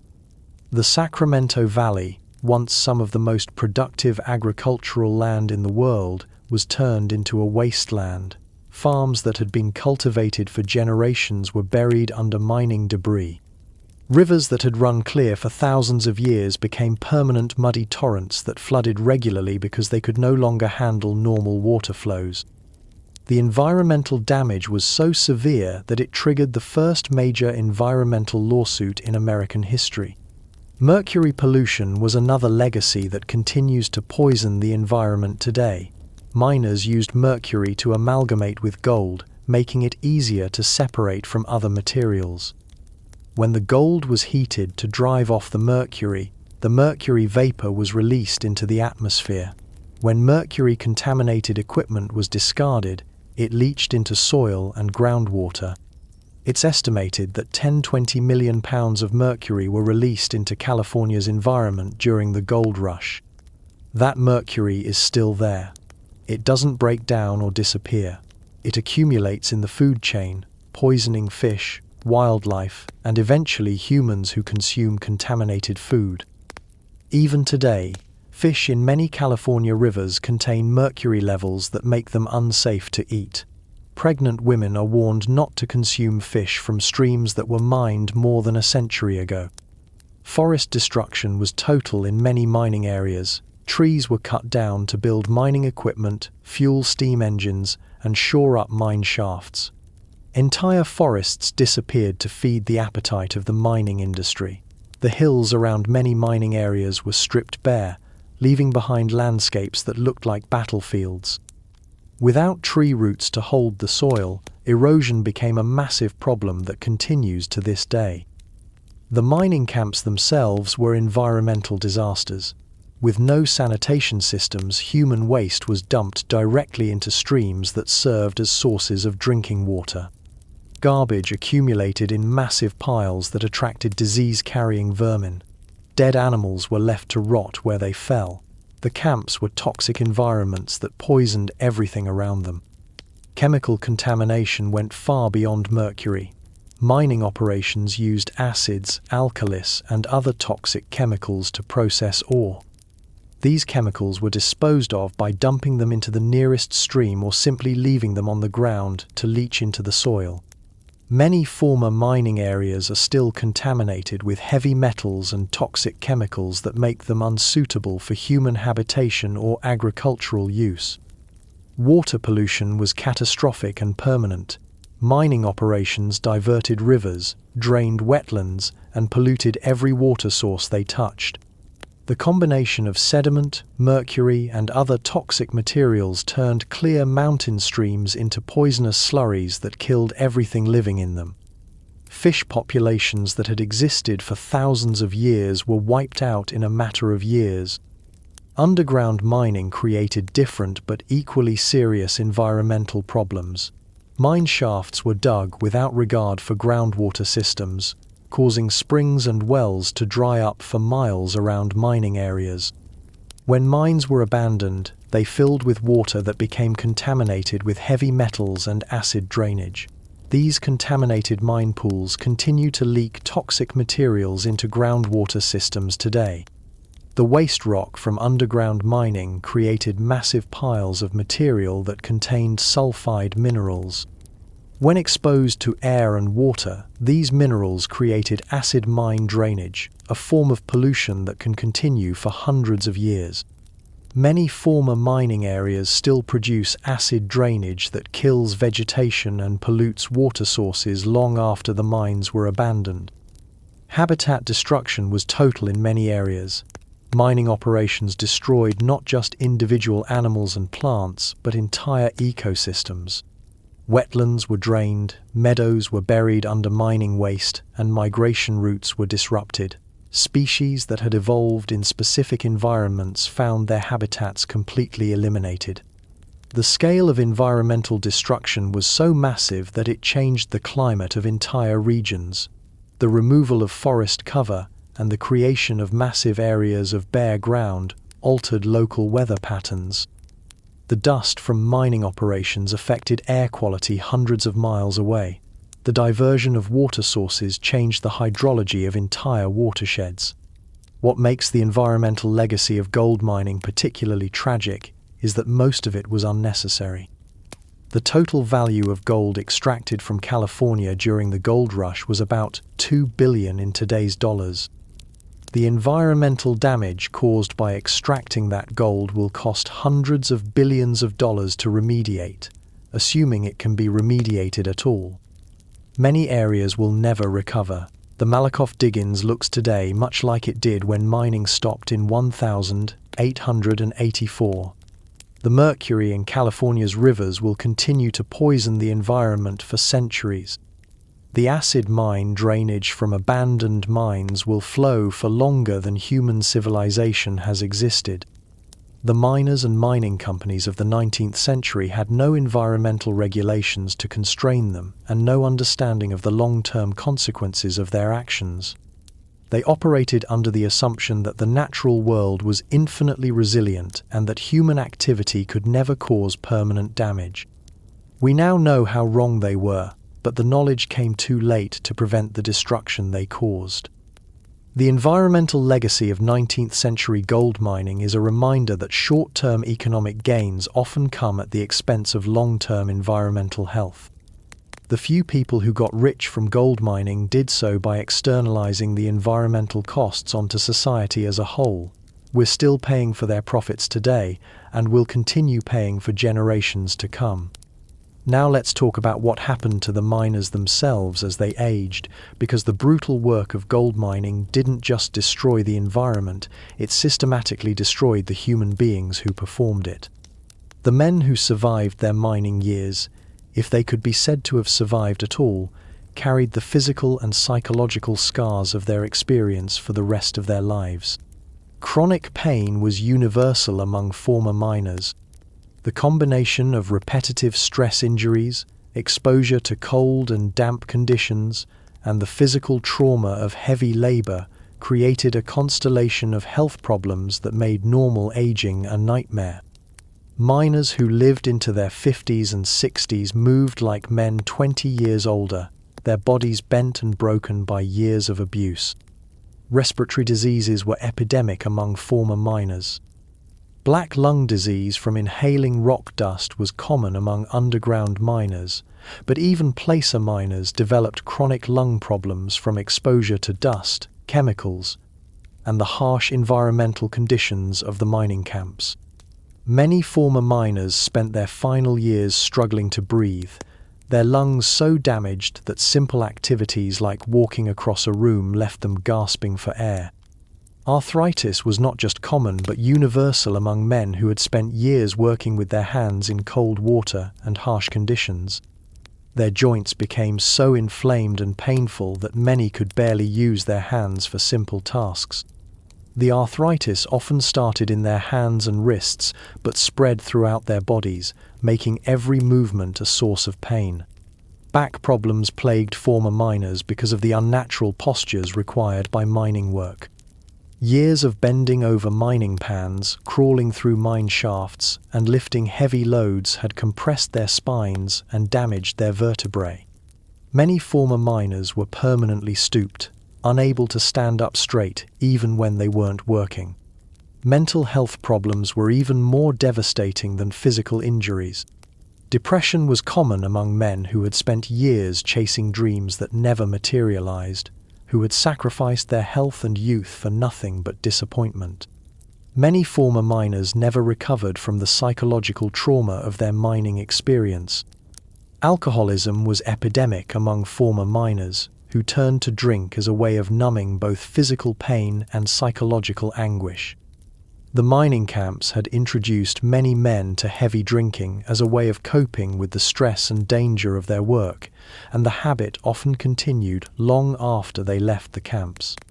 Alcohol became both a medicine for their pain and a way of escaping from the reality of their failures. Social isolation was another consequence of the mining experience. Many former miners found it difficult to relate to people who hadn't shared their experiences. They had seen and done things that were outside the normal range of human experience, and they struggled to find their place in conventional society. Their years in the mining camps had changed them in ways that made it difficult to form normal relationships. Economic hardship followed most miners throughout their lives. The money they had hoped to make in the gold fields never materialized, but the years they spent mining were years they couldn't spend building careers or acquiring skills that might have provided for their old age. Many former miners ended up as day laborers, doing whatever work their broken bodies could still manage. Family relationships were often destroyed by the mining experience. Wives who had waited for their husbands to return from the gold fields found that the men who came back were not the same men who had left. Children who had been promised better lives from their fathers' mining ventures instead inherited poverty and dysfunction. The mining experience created rifts in families that often lasted for generations. Disability was so common among former miners that it was almost expected. Men who had been strong and healthy when they left for the goldfields returned as invalids, unable to work at jobs that required physical strength or manual dexterity. There were no disability benefits or workers' compensation programs to help them cope with their injuries, so they struggled through their remaining years in poverty and pain. Many former miners never admitted the extent of their failures, even to themselves. They spent their remaining years telling stories about the claims that almost paid off, the partners who cheated them, the lucky breaks that never came. These stories became more elaborate and disconnected from reality as the years passed, as the men tried to create meaning from experiences that had been essentially meaningless. The average lifespan of men who had worked in the goldfields was significantly shorter than that of men who had stayed home and pursued conventional careers. The combination of physical damage, exposure to toxic substances, and the stress of their experiences aged them prematurely and killed them young. Many miners died in their 40s or 50s, their bodies simply unable to cope with the cumulative damage of their mining years. Those who lived longer often faced a grim old age of poverty, pain, and social isolation. They had no savings to support themselves in retirement, no family members who could care for them, and no social safety net to catch them when they fell. Many ended up in poorhouses or died alone in cheap rooming houses, forgotten by a society that had moved on from the gold rush era. The psychological impact of their failures haunted former miners until their deaths. They had bet everything on the promise of easy wealth and lost not just their money but their youth, their health, and their futures. The knowledge that they had wasted their lives chasing an impossible dream was a burden that many carried to their graves. Some former miners tried to warn younger men away from mining ventures, but their warnings were rarely heeded. Each new generation of dreamers thought they would be different, that they would be the ones to strike it rich where others had failed. The cycle of hope and disappointment continued, fed by the same promises that had lured the previous generation to their destruction. The few former miners who managed to build successful lives after their mining years often did so by completely abandoning any connection to their past. They moved to places where their histories were unknown, took jobs that had nothing to do with mining, and never spoke of their experiences in the gold fields. They understood that their mining past was something to be hidden rather than celebrated. The graveyards of the American West are full of former miners who died young, broke, and forgotten. Their headstones, when they have headstones at all, rarely mention their mining experiences. They are remembered, if they are remembered at all, as farmers, laborers, or drifters, not as the adventurous prospectors they once dreamed of being. Their lives serve as a reminder that the American dream of the 19th century was often a nightmare in disguise, a promise of prosperity that delivered only suffering to the vast majority of people who believed in it. The gold mining industry didn't just fail individual miners, it failed entire communities and regions. The boom and bust cycle of mining created a pattern of development that left lasting scars on the American West. Towns that had grown up around mining operations were abandoned as soon as the gold played out, leaving behind ghost towns that still dot the landscape today. These ghost towns are more than just tourist attractions, they're monuments to economic failure on a massive scale. Each one represents hundreds or thousands of people who invested their time, money, and hope in communities that were never sustainable. The buildings that remain are reminders of dreams that died as quickly as they were born. The infrastructure that was built to support mining operations was often abandoned along with the towns. Roads, bridges, and railroads that had cost fortunes to build were left to decay when they were no longer profitable. The waste was staggering, representing millions of dollars in investment that provided no lasting benefit to anyone. The environmental cleanup costs from 19th century mining operations continue to mount today. The Environmental Protection Agency has identified thousands of abandoned mine sites that pose ongoing threats to public health and environmental safety. The cost of cleaning up these sites, if they can be cleaned up at all, is estimated in the hundreds of billions of dollars. The social costs of the mining boom were equally devastating. The culture of gambling, violence, and exploitation that flourished in the mining camps influenced the development of Western society for generations. The idea that wealth could be extracted from the environment without regard for long-term consequences became deeply embedded in American culture. The mining boom also established patterns of labor exploitation that continued long after the gold rush ended. The idea that workers were disposable, that their health and safety were less important than profits, became standard practice in many industries.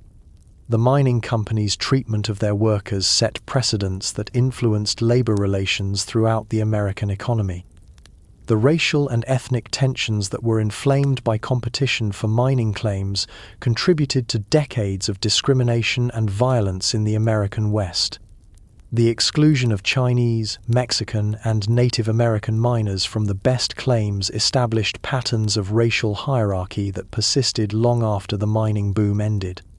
Women, who were largely excluded from mining work, found themselves in an economy that offered few opportunities for legitimate employment. Many were forced into prostitution or other forms of sex work, creating social problems that plagued mining communities throughout their existence. The gender imbalance in mining areas created a culture of exploitation and violence against women that was accepted as normal. Children in mining communities were often put to work at young ages, either in the mines themselves or in related industries. The dangerous conditions and lack of educational opportunities meant that many children who grew up in mining areas were trapped in cycles of poverty and dangerous work that lasted for generations. The boom and bust cycle of mining also had lasting effects on the regional economy. Areas that had grown dependent on mining found themselves with no economic alternatives when the gold played out. The lack of economic diversification left entire regions vulnerable to economic collapse, a pattern that continues to affect many parts of the American West today. The environmental damage from mining operations made it difficult for these regions to develop alternative industries. Polluted water sources, damaged soil, and destroyed ecosystems limited the potential for agriculture, tourism, or other forms of economic development. Many former mining areas remain economically depressed today because of environmental damage that occurred more than a century ago. The mythology of the gold rush, the stories of adventure and fortune that continue to influence American culture, bears little resemblance to the actual experience of most miners. The romanticized version of mining life that appears in movies, books, and television shows perpetuates the same kinds of unrealistic expectations that drew people to the gold fields in the first place. This mythology is dangerous because it continues to influence how Americans think about economic opportunity and the relationship between work and reward. The idea that individual effort and determination are sufficient to overcome any obstacle, that anyone can strike it rich if they just work hard enough, ignores the structural factors that determine economic success. The real lesson of the gold mining era is that boom economies based on resource extraction are inherently unsustainable and ultimately destructive. They create the illusion of widespread opportunity while actually concentrating wealth in the hands of a few people who control the infrastructure and capital necessary for large-scale extraction. The environmental and social costs of these boom economies are almost always externalized onto society as a whole, while the profits are privatized by the people who control the extraction operations. This pattern, which was established during the gold rush, continues to influence resource extraction industries today. The men who died in mining accidents, who were killed by disease and exhaustion, who spent their lives chasing dreams that were never realistic in the first place, these men were not heroes of American capitalism. They were its victims, sacrificed to an economic system that valued short-term profits over human welfare and environmental protection. Their stories deserve to be told not as adventure tales, but as warnings about the human cost of unregulated capitalism and the dangers of believing in get-rich-quick schemes. The gold mining era was not a triumph of American ingenuity and determination. It was a tragedy that destroyed lives, communities, and ecosystems on a scale that we're still trying to comprehend. The real gold that was mined from the American West in the 19th century was not the metal that came out of the ground. It was the wealth that was transferred from workers to owners, from individuals to corporations, from the many to the few. The miners themselves, the men who did the actual work of extraction, were just another resource to be exploited and discarded when they were no longer useful. Understanding this history is important because the same patterns continue to influence American economic development today. Every new boom, whether it's oil, technology, or real estate, brings promises of widespread prosperity that echo the promises of the gold rush. And like the gold rush, these booms typically enrich a few people while leaving most participants worse off than when they started. The bones of the miners still lie scattered across the mountains of the American West, in marked graves and unmarked ones, in forgotten cemeteries and abandoned mine shafts. They are reminders of the human cost of economic dreams that were based on fantasy rather than reality, and they deserve to be remembered not as symbols of American opportunity, but as warnings about American exploitation. So the next time you hear someone talking about striking it rich, about getting in on the ground floor of the next big thing, about easy money waiting to be made, remember the miners. Remember the men who bet everything on promises that sounded too good to be true and turned out to be exactly that. Remember that behind every boom is a bust, behind every promise of easy wealth is a reality of hard work and broken dreams. The gold is still there in the mountains, some of it, but it's buried deeper now, harder to reach, more expensive to extract. The easy gold, the dreams and hopes of an entire generation that's gone forever, washed away in the debris of hydraulic mining, and buried in the graves of men who died believing in something that was never real. The real tragedy of the gold mining era wasn't that so many people failed to get rich. It was that so many people were convinced to try in the first place, and that the society that convinced them to try was built on the assumption that their failure was acceptable as long as someone, somewhere, made a profit from their suffering.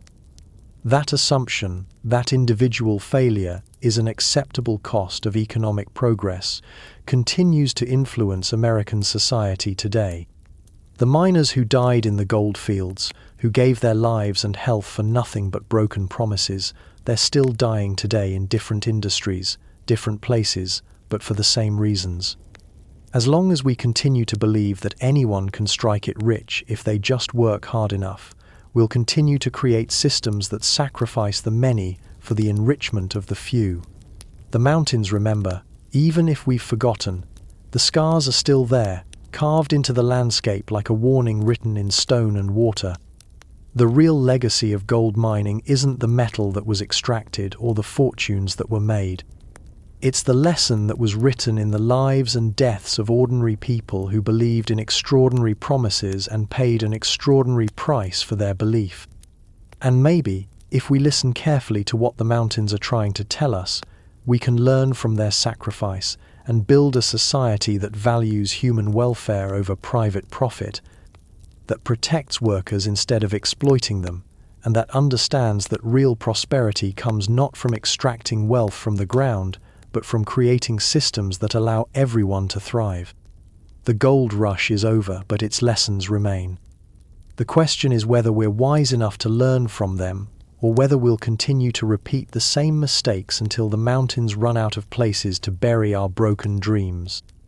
But let's dig deeper into the specific stories of individual miners, because behind every statistic was a human being with hopes, fears, and dreams that were crushed by the reality of gold mining.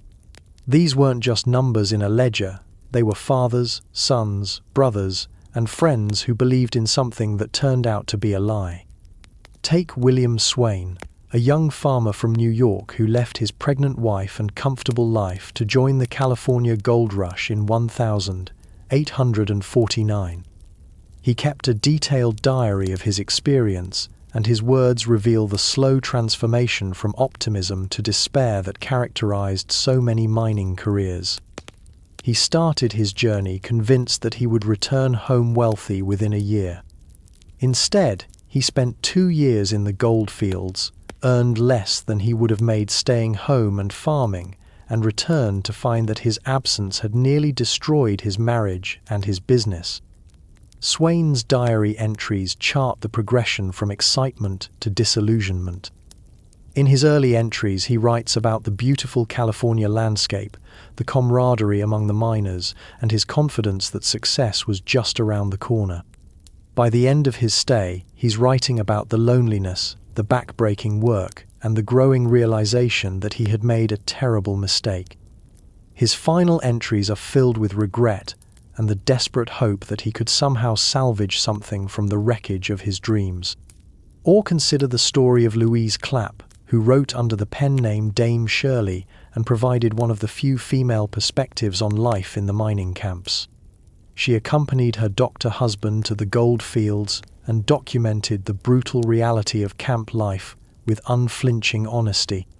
Her letters describe the violence, the drunkenness, the desperation, and the complete breakdown of civilized behavior that characterized these communities.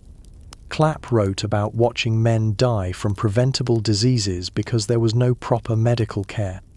She described the constant threat of violence, the way men settled disputes with guns instead of words, and the complete absence of law and order that made daily life a gamble with death. Her accounts make it clear that the mining camps were not adventures but survival situations where ordinary people were pushed beyond their limits. The story of James Marshall himself, the man who discovered gold at Sutter's Mill and started the entire rush, is perhaps the most tragic of all.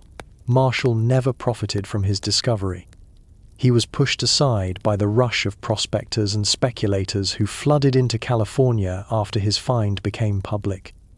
He spent the rest of his life as a forgotten man, working odd jobs and struggling to survive, while the world celebrated the discovery that had made him famous, but not wealthy.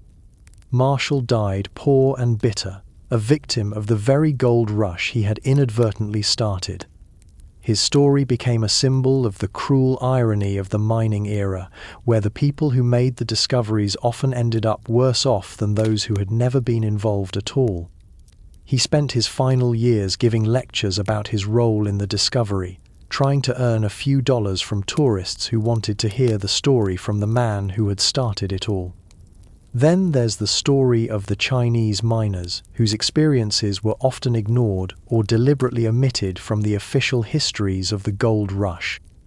Men like Ah Toy, who arrived in California in 1852 with dreams of earning enough money to return to China and buy land for his family. Instead, he found himself trapped in a system of exploitation and discrimination that made success nearly impossible. Chinese miners were forced to pay discriminatory taxes, excluded from the best claims, and subjected to constant harassment and violence from white miners who saw them as competition. Despite these obstacles, many Chinese miners were actually more successful than their white counterparts because they were willing to work claims that had been abandoned by others, and they often employed more efficient mining techniques. But success brought its own dangers. Chinese miners who found significant amounts of gold often became targets for robbery and violence. Their camps were raided by bands of white miners who felt entitled to take whatever gold the Chinese had found. Many Chinese miners were murdered for their gold, and their deaths were rarely investigated or punished by the authorities. Ah Toy survived the discrimination and violence, but he never achieved his dream of returning to China as a wealthy man. He spent the rest of his life in California's Chinatowns, working as a laborer and sending what little money he could save back to his family in China. He died in San Francisco in 1897, still poor, still hoping that somehow his sacrifice would provide a better life for his children. The story of Native Americans during the gold rush is even more tragic. The discovery of gold brought hundreds of thousands of settlers into California, destroying the traditional way of life for the indigenous peoples who had lived there for thousands of years. Tribes like the Maidu, the Miwok, and the Yokuts found their hunting grounds invaded, their water sources polluted, and their people subjected to violence and slavery. The California government actively encouraged the extermination of Native Americans, paying bounties for scalps and supporting military campaigns designed to drive the indigenous population from their ancestral lands. Mining camps often organized raids against nearby Native American villages, killing men, women, and children, and selling survivors into slavery. The environmental destruction caused by mining operations made it impossible for many Native American communities to maintain their traditional ways of life. The hydraulic mining that stripped away entire hillsides destroyed the oak groves where they gathered acorns, polluted the streams where they caught fish, and eliminated the meadows where they hunted game. Within a generation, many tribes had been reduced from thriving communities to scattered groups of refugees struggling to survive in a world that no longer had a place for them. The story of Peter Wimmer, one of the workers at Sutter's Mill when gold was first discovered, illustrates how even those who were present at the beginning of the gold rush often failed to benefit from it. Wimmer was there when Marshall found the first nuggets, and he and his wife Elizabeth helped test the metal to confirm that it was actually gold. They should have been among the first to profit from the discovery. Instead, the Wimmers found themselves overwhelmed by the flood of prospectors who arrived after news of the discovery spread. Their small-scale mining operation was no match for the industrial-scale extraction that quickly dominated the California gold fields. They spent years working various claims but never found the kind of wealth that would have justified their efforts. Peter Wimmer eventually gave up mining and returned to farming, dying in relative obscurity despite his role in one of the most significant discoveries in American history. The story of the failed mining companies is equally telling. Dozens of corporations were formed to exploit the California gold fields, selling stock to investors who believed that professional management and adequate capital would succeed where individual miners had failed. Most of these companies were either outright frauds or legitimate enterprises that were doomed by unrealistic expectations and poor management. The Nevada City Mining Company, for example, raised thousands of dollars from East Coast investors who were promised huge returns from hydraulic mining operations in California. The company's promotional materials showed photographs of enormous mining operations and quoted inflated estimates of the gold content in their claims. In reality, the company's claims contained little gold, their equipment was poorly designed and frequently broke down, and their managers had no real experience with mining operations. The company operated for 3 years, burning through investor money while producing virtually no gold. When it finally collapsed, the investors lost everything while the company's promoters disappeared with whatever money was left in the corporate accounts. The failure of companies like this contributed to a general skepticism about mining investments that persisted for decades. The seasonal nature of mining work created additional hardships for miners. Placer mining could only be done during the dry season, roughly from May to October, when water levels in the streams were low enough to allow effective panning and sluicing. During the winter months, miners had to find other work or simply survive on whatever savings they had accumulated during the mining season. This seasonal unemployment created a boom and bust cycle within the larger boom and bust cycle of the gold rush. Mining camps that were bustling with activity during the summer became ghost towns during the winter, as miners either left for warmer climates or holed up in inadequate shelters to wait for spring. The winter months were particularly brutal for miners who had not found enough gold during the previous season to sustain themselves through the idle months. Many miners used the winter months to work on their claims, building more elaborate mining equipment or developing new areas for the following season.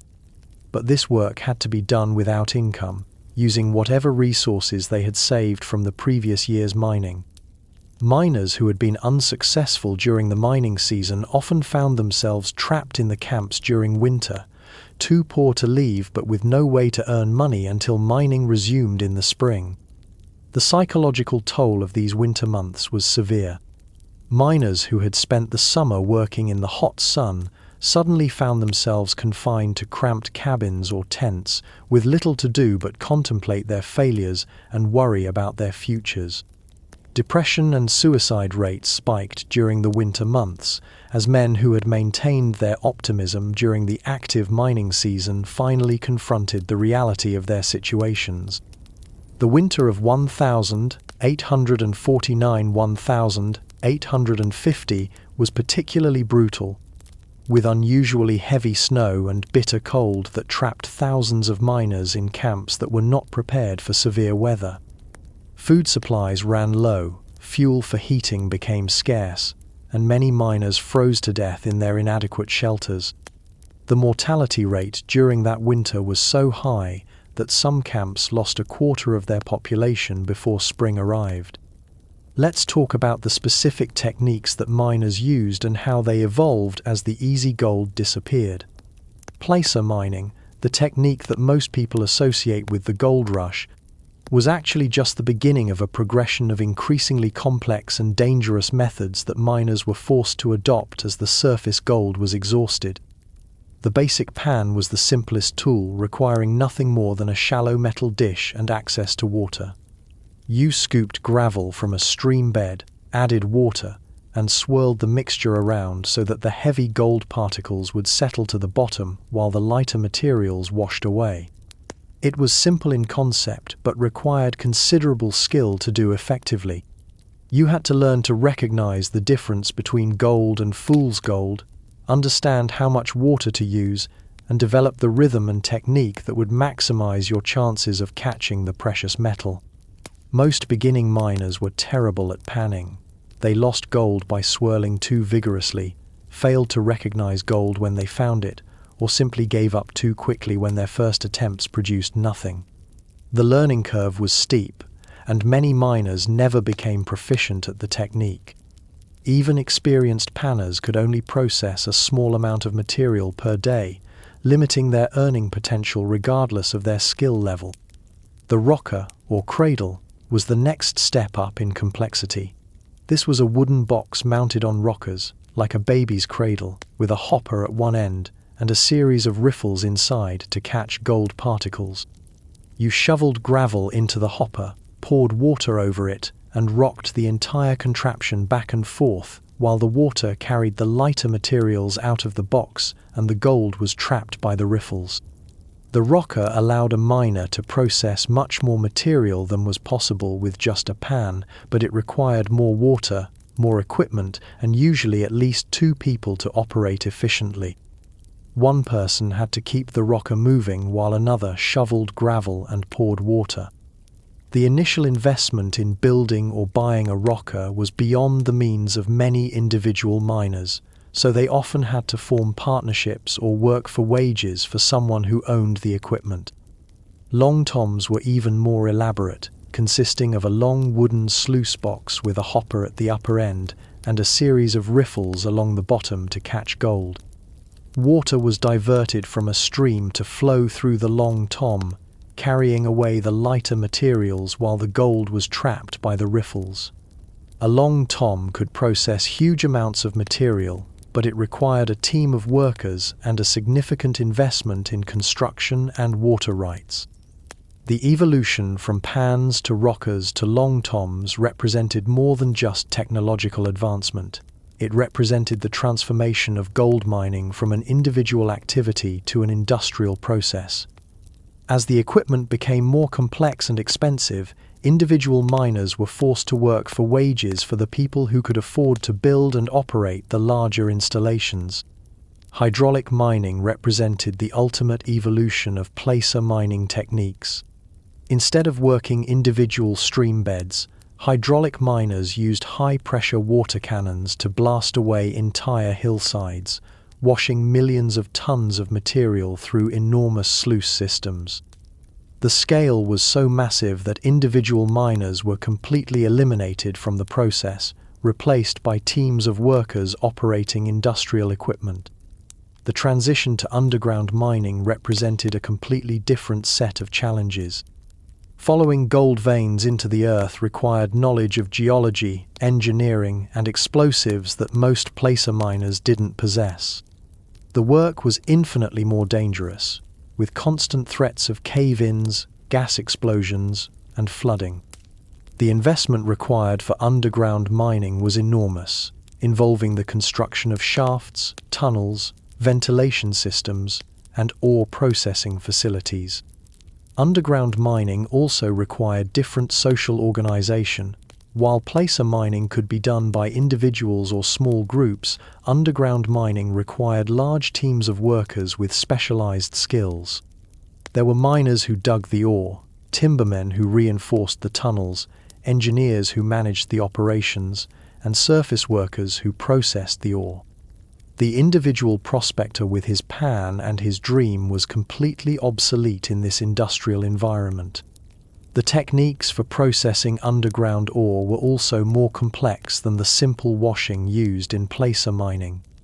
Hard rock gold was often combined with other minerals in complex ores that required crushing, chemical processing, and smelting to extract the precious metal. The equipment for these processes was expensive and required technical expertise that was beyond the capabilities of individual miners. Mercury amalgamation was one of the most common techniques for processing hard rock ore. The crushed ore was mixed with mercury, which combined with the gold to form an amalgam that could be separated from the other materials. The amalgam was then heated to drive off the mercury, leaving behind the pure gold. This process was effective but extremely dangerous, as mercury vapor is highly toxic and could cause severe health problems or death if inhaled. The use of mercury in gold processing created long-term environmental problems that persist to this day. Mercury that was spilled or improperly disposed of contaminated soil and water sources, creating toxic conditions that affected wildlife and human populations for generations. The health effects on the miners who worked with mercury daily were severe, including neurological damage, kidney problems, and premature death. Cyanide processing was another technique that was developed later in the 19th century for extracting gold from low-grade ores. Crushed ore was treated with cyanide solutions that dissolved the gold, which could then be recovered through chemical precipitation.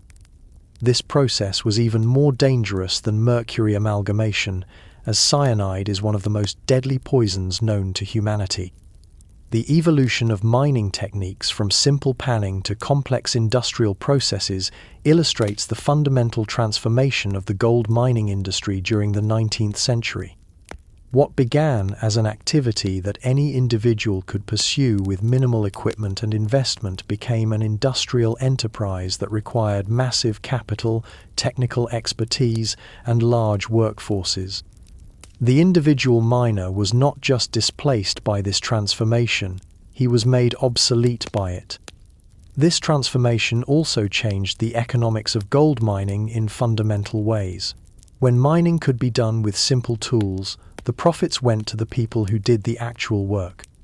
When mining required complex industrial processes, the profits went to the people who owned the equipment and controlled the operations. The workers who actually extracted the gold became wage laborers whose compensation bore no relationship to the value of what they produced. The social implications of this transformation were profound. The gold rush had begun with the promise that anyone could strike it rich through individual effort and determination.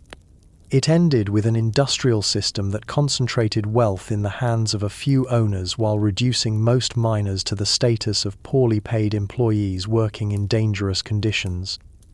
The environmental costs of the technological evolution were also severe. Each advance in mining technology allowed for the processing of larger amounts of material, which meant greater environmental destruction. The progression from pans to hydraulic mining to underground operations represented an escalating assault on the natural environment that transformed entire regions from pristine wilderness to industrial wastelands. The human costs were equally severe. Each advance in technology made mining work more dangerous and more dehumanizing. Miners went from working outdoors in natural settings to laboring underground in artificial environments that were hostile to human life. The work became more specialized and repetitive, reducing skilled craftsmen to machine operators whose value was measured only by their productivity. The technological evolution of gold mining during the 19th century was not simply a story of progress and innovation. It was a story of how technological advancement could be used to concentrate wealth and power while increasing exploitation and environmental destruction. The machines that made mining more efficient also made miners more expendable, and the processes that extracted more gold from the earth also extracted more life from the people who operated them. Now let's examine the legal framework, or lack thereof, that governed mining operations during the gold rush era. The absence of effective law enforcement and the chaotic nature of mining claims created a system of frontier justice that was often indistinguishable from organized violence. When gold was first discovered in California, the region was barely under American control. The Mexican-American War had just ended, and California had not yet achieved statehood. There was no established legal system, no courts, no police force, and no mechanism for resolving disputes except through force or the threat of force. Into this legal vacuum poured hundreds of thousands of people, all competing for the same limited resource. The first mining laws were not laws at all, but informal agreements among the miners themselves. Each mining district would hold a meeting where the assembled miners would vote on rules governing the size of claims, the procedures for staking new claims, and the methods for resolving disputes. These miners' laws were enforced not by professional law enforcement but by the miners themselves, usually through vigilance committees that combined the functions of police, judge, and jury. The problem with this system was that it was completely dependent on the goodwill and cooperation of the participants. When disputes arose between miners from different districts, or when someone refused to abide by the locally agreed upon rules, there was no higher authority to appeal to. Conflicts were resolved through intimidation, violence, or the simple expedient of driving unwanted people out of the district by force. The size of mining claims was a constant source of conflict. In the early days of the rush, when gold was plentiful and easy to find, claims might be limited to small plots that an individual could work effectively. As the gold became scarcer and more difficult to extract, miners wanted larger claims that would give them a better chance of finding paying quantities of ore. But expanding the size of claims meant that fewer miners could be accommodated in any given area, leading to conflicts between newcomers and established miners. The process of staking claims was also problematic. In theory, a miner could claim a piece of ground by marking its boundaries and recording the claim with the local mining district. In practice, the best claims were often taken by the first arrivals, and later arrivals found themselves competing for marginal ground that might not contain any gold at all. Disputes over claim boundaries were common, especially when someone discovered gold near the edge of their claim and suspected that the vein extended into neighboring property. Claim jumping, the practice of taking over someone else's mining claim through force or fraud, was endemic throughout the gold rush period. Sometimes claim jumpers would wait until the rightful owner was away from the claim, then move in and begin working it as if it were their own. Other times, they would use legal technicalities or disputes over boundary markers to challenge the validity of existing claims. The response to claim jumping was usually swift and violent. Miners who returned to find their claims occupied by strangers rarely bothered with legal proceedings. Instead, they formed armed groups and drove the claim jumpers away by force, often with considerable bloodshed. These conflicts sometimes escalated into small wars between different groups of miners, with casualties on both sides and no clear resolution except the victory of whichever side could bring more guns to the fight. The vigilance committees that sprang up in mining camps were supposedly formed to maintain order and protect honest miners from criminals and claim jumpers.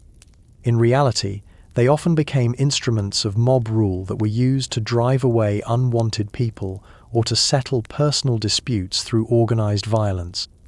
A vigilance committee might decide that someone was guilty of theft or claim jumping based on rumor or personal animosity, and the punishment was usually hanging from the nearest tree. The procedures used by vigilance committees bore little resemblance to legitimate legal proceedings.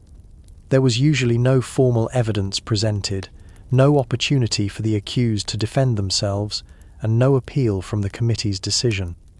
Justice was swift, final, and often based more on the prejudices of the committee members than on any objective assessment of guilt or innocence. Women had virtually no legal rights in the mining camps. They could not own claims, participate in miners' meetings, or serve on vigilance committees. If a woman was widowed or abandoned by her husband, she had no legal recourse for claiming his mining property or seeking support for herself and her children. Women who worked as prostitutes, which was often the only employment available to them in the camps, had no legal protection from violence or exploitation. Racial minorities faced systematic exclusion from the legal protections that were available to white miners. Chinese miners, despite paying discriminatory taxes that were supposed to give them the right to work claims, were routinely driven away from profitable areas by white miners who used violence and intimidation to enforce racial segregation. Mexican miners, many of whom had been living in California before the American conquest, found their property rights ignored and their claims seized by American miners who refused to recognize their prior ownership. Native Americans had no legal standing at all in the mining districts. They were considered obstacles to be removed rather than people with rights to be protected. The miners' laws generally authorized the use of force against any Native Americans found in the mining areas, and bounties were often paid for Native American scalps or capture. The state government of California, when it was finally established, did little to improve the legal situation in the mining areas. The state was dominated by mining interests who wanted to keep the existing system of minimal regulation and maximum freedom to exploit both natural resources and human labor. Laws that were passed to regulate mining were rarely enforced, and when they were enforced, it was usually in favor of the large mining companies rather than individual miners. The federal government also showed little interest in regulating mining operations. The prevailing philosophy was that the mining industry should be allowed to develop without government interference, and that any problems could be resolved through private negotiations or market forces. This laissez-faire approach meant that the abuses and violence that characterized the mining camps continued largely unchecked throughout the Gold Rush period. The legal legacy of the Gold Rush period had lasting effects on the development of mining law in the United States. The principle that mining claims could be established through occupation and development rather than through government allocation became the basis for federal mining law. The idea that miners could police themselves through vigilance committees influenced law enforcement practices throughout the American West. The environmental destruction caused by unregulated mining operations during the gold rush also established precedents that affected natural resource policy for generations. The assumption that private companies had the right to extract resources from public lands without regard for environmental consequences became deeply embedded in American law and culture. The social attitudes that developed during the gold rush, particularly regarding the rights of racial minorities and the role of violence in resolving disputes, also had lasting effects on American society. The exclusion of Chinese miners from the best claims contributed to the development of anti-Asian prejudice that culminated in the Chinese Exclusion Act. The violence against Native Americans during the mining period was part of a broader pattern of genocide that continued throughout the 19th century. The lack of effective legal protection for workers during the gold rush established patterns of labor exploitation that persisted in the mining industry for decades. The idea that workers were responsible for their own safety and that employers had no obligation to provide safe working conditions became standard practice in mining operations throughout the American West.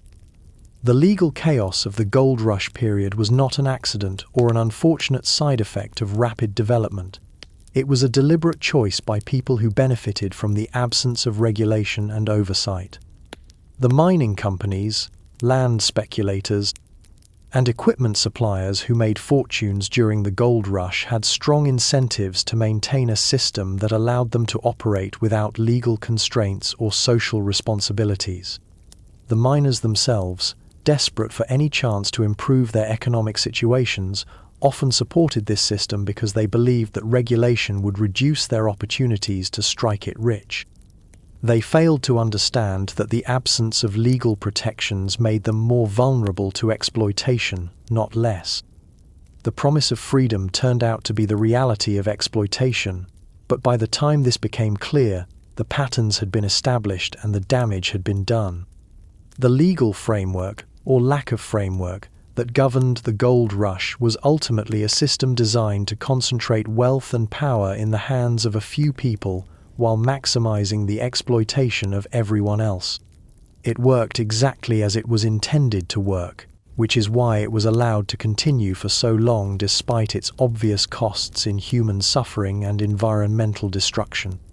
Finally, let's talk about the long-term legacy of gold mining in the 1800s, because the effects of this period extended far beyond the individual miners who participated in it. The gold rush fundamentally changed American society, established patterns of development that continue to influence the country today, and created problems that we're still trying to solve more than 150 years later. The most obvious legacy is the environmental destruction that still scars the landscape of the American West. The hydraulic mining operations that stripped away entire mountainsides created geological formations that will never recover. The mercury that was used to process gold ore continues to contaminate water supplies and poison wildlife. The acid mine drainage from abandoned underground mines will continue flowing for centuries, making vast areas uninhabitable for most forms of life. But the environmental legacy goes beyond the physical damage to the landscape. The gold rush established the principle that natural resources existed to be exploited as quickly and completely as possible, without regard for long-term consequences or environmental sustainability. This attitude became deeply embedded in American culture and continues to influence resource extraction policies today. The social legacy of the gold rush is equally profound.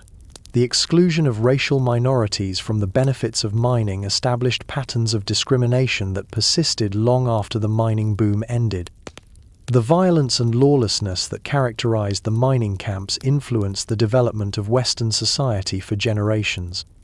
The exploitation of workers that was standard practice in the mining industry became a model for labor relations in other industries. The economic legacy of the gold rush was the concentration of wealth in the hands of a few people, while the majority of participants were left worse off than when they started. This pattern has been repeated in every subsequent boom in American history, from oil to technology to real estate.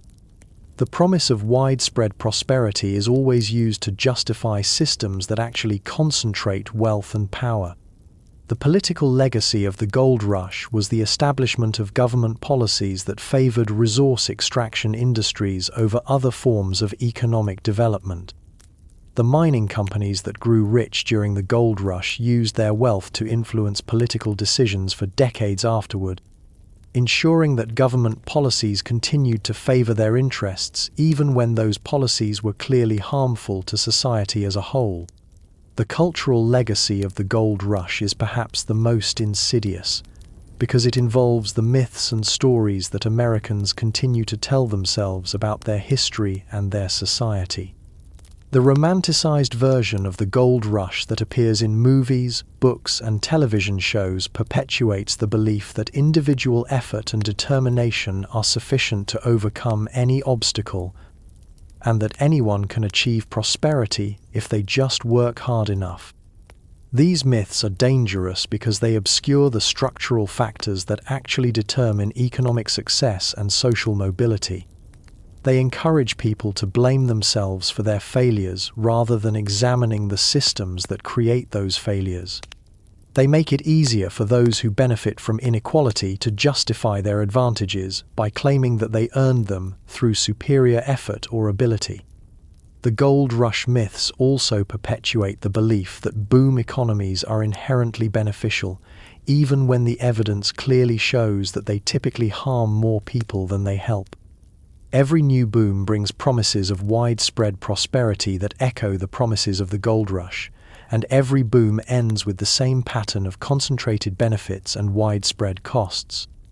The technological legacy of the gold rush was the development of industrial mining techniques that made possible the extraction of resources on an unprecedented scale.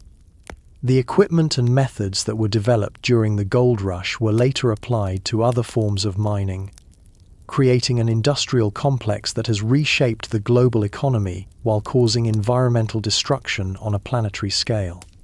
The demographic legacy of the gold rush was the rapid settlement of the American West by people who were primarily motivated by the desire for quick wealth rather than the goal of building sustainable communities. This created a pattern of boom and bust development that continues to characterize much of the western United States, with communities that grow rapidly during resource booms and then collapse when the resources are exhausted. The educational legacy of the gold rush is the failure of American schools to teach the real history of this period.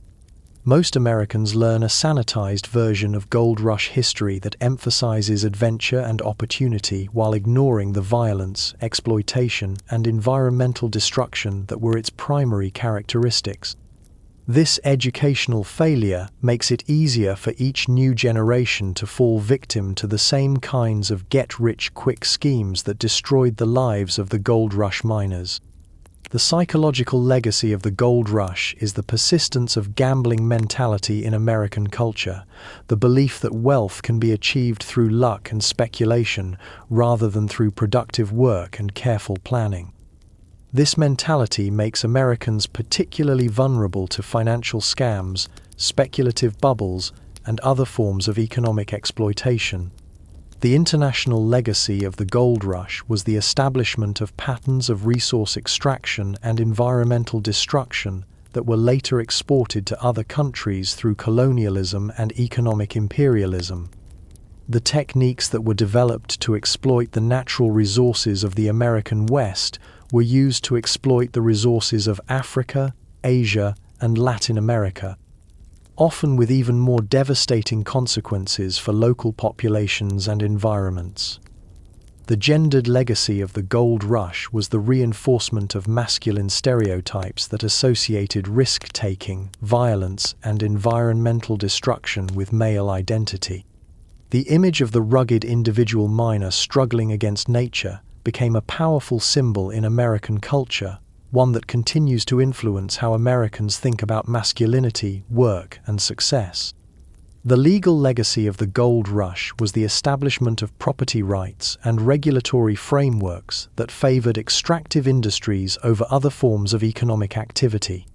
The principle that mining claims could be established through occupation and development, codified in federal mining law, continues to influence how natural resources are allocated and managed on public lands. The medical legacy of the gold rush was the normalization of workplace hazards and the acceptance of high rates of injury and death among workers in dangerous industries. The attitude that workers were responsible for their own safety and that employers had no obligation to provide safe working conditions became standard practice throughout American industry and continues to influence workplace safety policies today. The urban legacy of the gold rush was the creation of cities like San Francisco that grew rapidly during the mining boom and then had to reinvent themselves when the boom ended. These cities developed unique characteristics that reflected their origins as mining supply centers, including a tolerance for risk-taking, a culture of speculation, and an economy based on providing services to extractive industries. Perhaps the most important legacy of the gold rush is what it reveals about the fundamental contradictions in American ideology. The promise of equal opportunity and individual advancement is constantly undermined by economic systems that concentrate wealth and power in the hands of a few people. The celebration of individual achievement obscures the social costs of competition and exploitation. The faith in technological progress ignores the environmental and human costs of that progress. The men who died in the gold fields, who gave their lives and health for nothing but broken promises, they died for more than just gold. They died for an idea, a belief system that told them that their individual efforts could overcome any obstacle and achieve any goal. That belief system is still with us today, still convincing people to sacrifice their well-being for the remote possibility of striking it rich. Understanding the real history of the gold rush is important not just for historical accuracy, but for understanding how American society works today. The same patterns of exploitation, environmental destruction, and wealth concentration that characterized the mining camps continue to operate in modern America, often using the same kinds of promises and justifications that drew people to the gold fields in the first place. The mountains of the American West still hold the bones of the miners who believed in those promises.